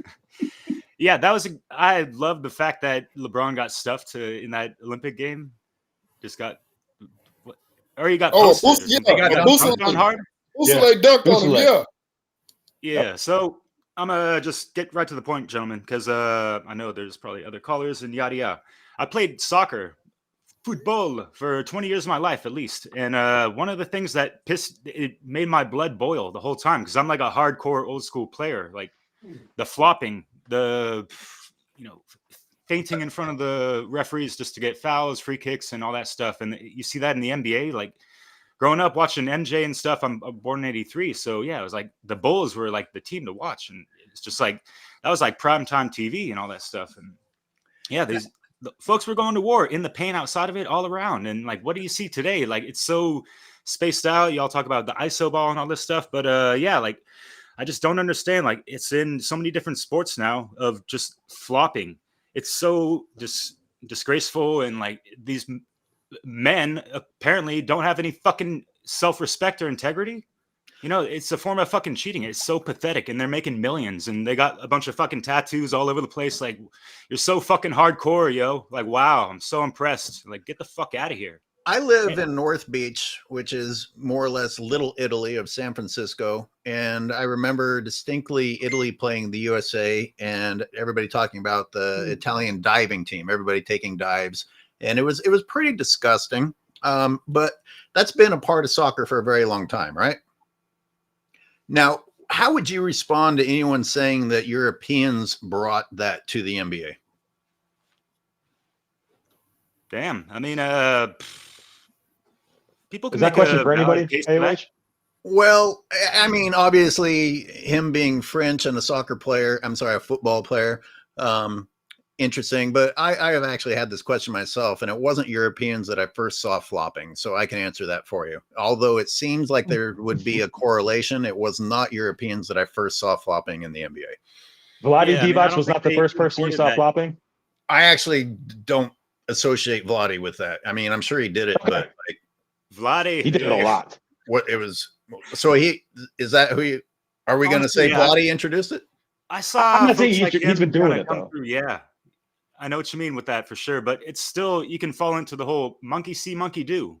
People watch other sports and they say, "Oh, people are diving, but they're getting away with stuff, and it's making their team win." So that can just carry over, Yeah. So I don't think there's like an influencer like Vladdy's in the mix, like, "Hey guys, come on, just flop like me, and you'll get some free throws." You know what I mean? So yeah, it's kind of well, it's such a regular thing that whenever you say LeBron's a flopper, they just say everybody flops.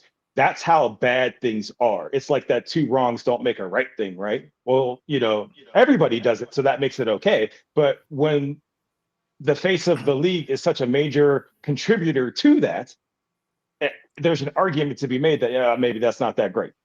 When you got to make a rule up or fine people about flopping, that's when you know it's a problem. Right. Exactly. So Derek, you're in France right now, or you're in the Bay Area right now? I'm in France. I'm from the Bay, but you're yeah, I've from been out the here Bay. for spliffteen years, brother. Yeah. So you have a dual passport? Not quite yet, but I got that 10-year Visa card. Yo, what? No, had the whole French life and all that. It's pretty cool out here for sure. All right. Basketball is getting more popular for sure out here. Also, yeah. When I went for the first time in '98, all I saw across Europe was people playing soccer. Nobody played basketball, and that is changing. Yeah. That's interesting. Sure. Hey, thanks for calling in. Oh, my bad. Au revoir. Bonne journée. Thanks, guys. Sports T super chatted. Keep exposing LeBron, AOH. I love to see it. I miss working with you guys as well. I hope you're enjoying the Bay weather these days. Did you stop getting invited by Dart to the Sundays? I know Sports T was on for a little while. You can't have females in these chats. Everybody breaks down. Everybody melts down, tries hitting on them. Start showing up on camera, flexing and stuff. You can't. And she's great too. She knows what she's talking about. We had another caller waiting, but I think they lost their patience. I'll put the link back up. Oh, there's somebody. Car Red, third try. There we go. Yeah. Car Red.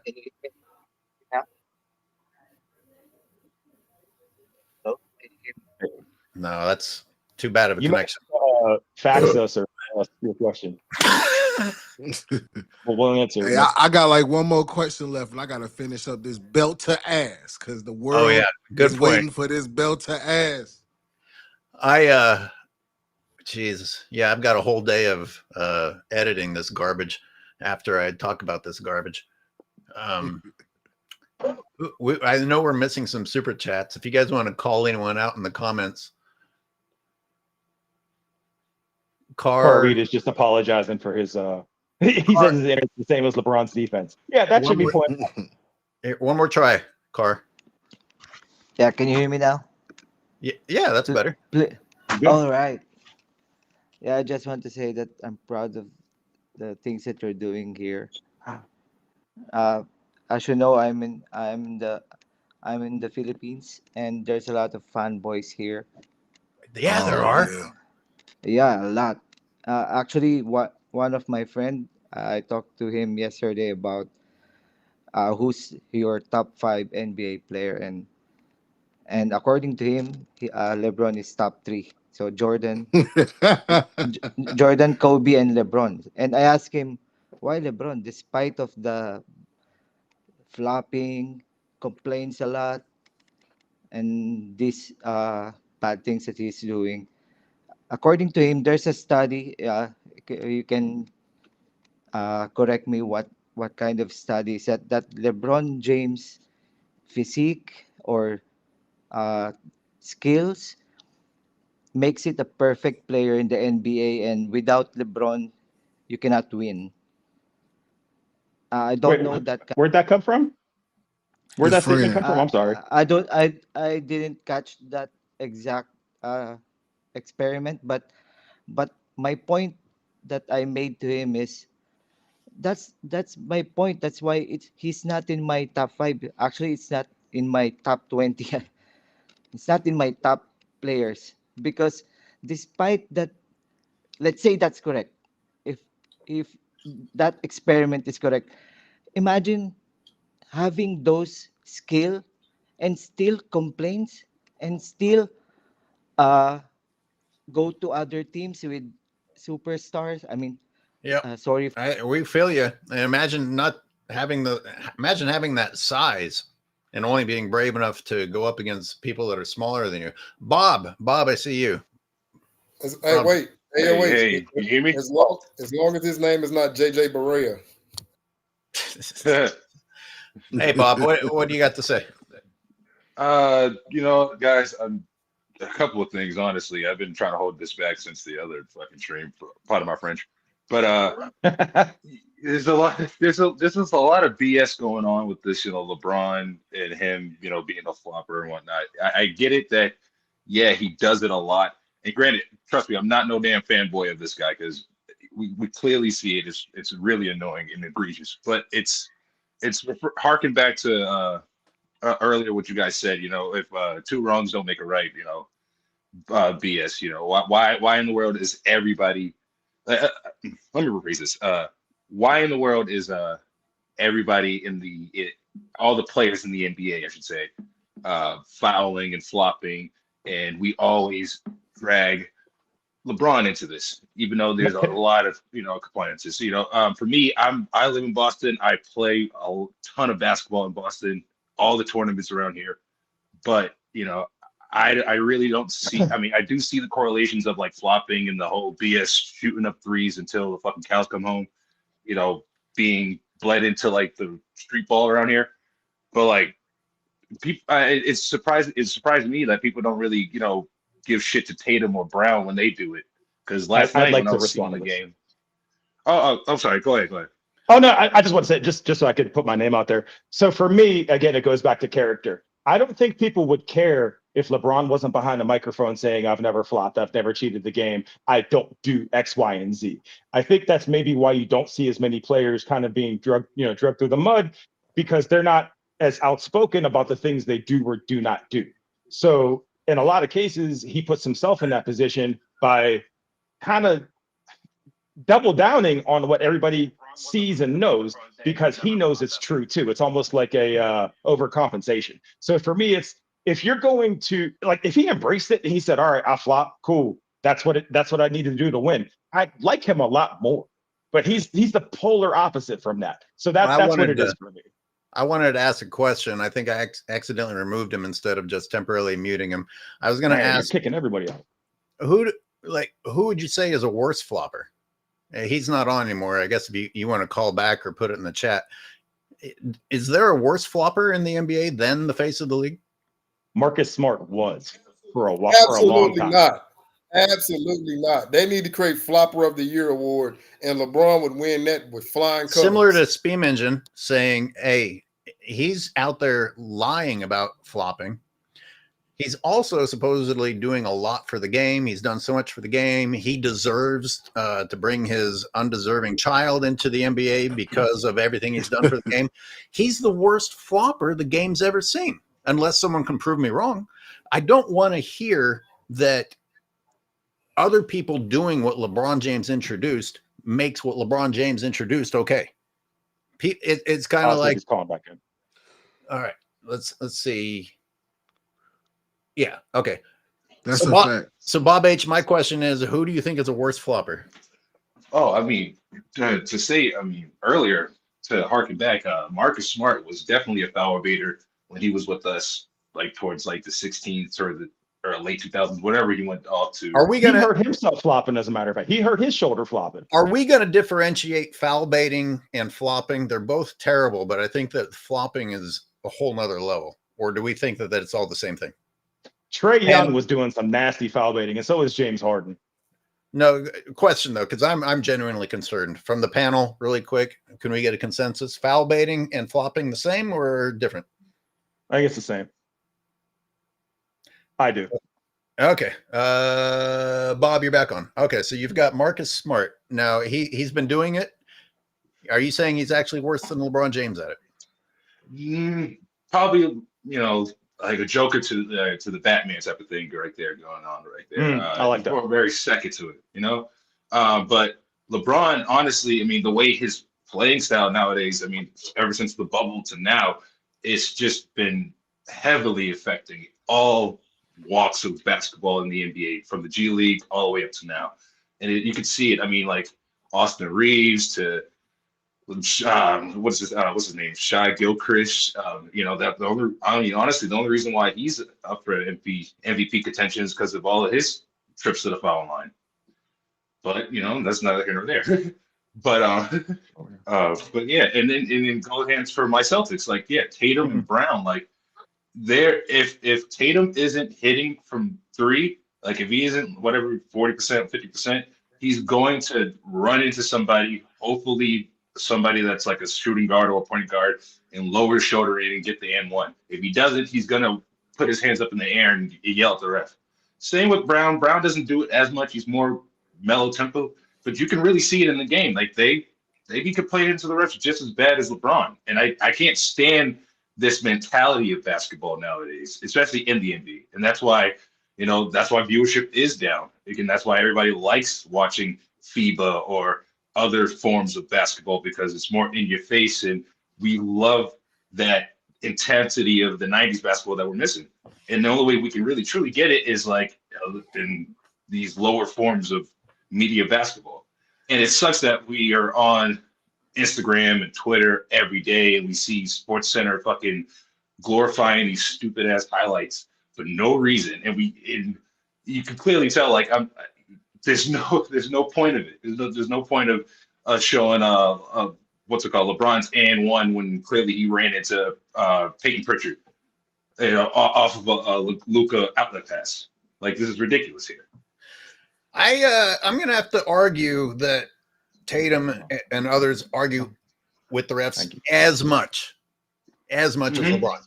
I can't prove it because I don't spend as much time watching their games. I'll admit that. But I have a hard time believing, because 50% of the games of LeBron James, he is arguing with the refs and complaining with the refs. And I watch on the TNT Overtime app. During the commercials, when everyone at home thinks it's over with, it's still going on. Like, if other players in the NBA are doing that, that's really bad. I'm not saying that other players don't argue or complain, but I wonder if you didn't go over the line saying they do it as much as LeBron. You know what? You're definitely not as much as LeBron. When you say it like that, LeBron's definitely not a Tatum and more of them. It's not definitely theatrical. They're more like pretty boy Floyds. They'll say some swears to the referees. They'll get teched up and suck their teeth and walk away. But definitely they're not like LeBron, where they're actually trying to go to the fucking higher ups and say, "Hey, look at this damn review here, or you're getting fined." But that's LeBron there. You know, he's learning these tactics from Tom Brady. I'm not saying Tom Brady was doing it, but you know, he's learning tactics from these old grizzled vets who had tenure in their respective leagues, and how the way they did it was doing cheap, dirty tactics. And again, I keep harkening back to this. Tom Brady wasn't out there saying I'm giving it, like he owned just about every cheating scandal. Like he got busted deflating balls. He didn't make no excuses for it. He just owned it. Like that's GOAT stuff to me. Not countering what could be a correct narrative by just denying it for years. And again, 23 years is a big sample size to have an idea about somebody. You mentioned Tatum. Tatum is still searching for an identity. That's why he referenced like 9 different people in his championship speech. He doesn't have any individuality to him yet. Brown has some to him in the sense that he has his own sneaker. He's a known academic. Like he has something to him. Tatum's still looking for that. And that's another thing in the league is missing is identities. Most guys are just like shells. They're just shells. You're absolutely right, but don't get me started on them damn Jaylen Brown sneakers, man. Don't get me started on them. They're trash, man. Yeah. Oh my God. Oh, see. But here's the thing: Tatum right now, to me, he's more like the Drake of the NBA right now. He's definitely a culture vulture. He's trying to do anything right now to get his fucking name out there. And hey, it's working. I mean, hey, look, you rocking this. You know, you're rocking the Tatum 2s right now. So hey, can't say much about it. Hey, but Bob, yeah, but Brown's what? Thank you very much. I appreciate thank the you, Bob. call. And guys, we got to wrap it up today. Damn, 3 hours. It's like Avatar. Yeah, I've got a long day of this bullshit ahead of me. I've got to move on to editing. I will caution people like Bob. He literally said that people like Tatum complain as much as LeBron, and a tiny bit of consideration led to him saying, okay, no, that's not true. Be careful what you say, because fanboys will grab onto it and run with it. And if we're going to talk about I think he said the grizzled veterans doing it. Well, no one's more of a grizzled veteran right now than LeBron James. If there's anyone that anyone's looking to see what you can get away with or set an example, it's LeBron James. I think that LeBron James has hurt the game of basketball. I don't think that saying that other people do what he does now after he set the example is a fair way to excuse LeBron James, especially when ESPN praises him nonstop for what he did for the game. That's my final monologue. Let's go around. I haven't heard from Zay in a while, and I know you have to go. Zay, give us your sign off first. Man, fanboys, you're in a world of trouble. You're in a world of trouble that you don't even know yet. I'm over here working on this belt to ass, getting the sound effects ready, getting the memes ready, getting the clips ready. You know I'm on your ass. It's barbecue time. Get your buffalo wings. I'm about to serve them up. I appreciate y'all for having me on. Y'all some real ones. Let's do this again on Friday. I see y'all boys again on Friday. Matter of fact, I'm thinking we got to give our own award show at the end of the season. We got to give out our own award show. Let's brainstorm on an award show that we can give out to some of these players in the NBA. Thank you, Zay. Good idea. I like it. Thanks for the good idea. Hoops God. Oh man, AOH, I sincerely appreciate you bringing me on the panel, man. It's always good to dialogue with guys that are like-minded who can see the forest through the trees, man. So shout out to the panel as well. So I've just been sitting here thinking, right? Because I just love to antagonize LeBron fans because they're just so emotionally driven. So when I hear the word hate from now on, I'm going to say, okay, fanboy, remove the crutch and allow me to demonstrate the art of telling the truth, because I'm not a hater. I'm a demonstrator. I'm a demonstrator of the truth.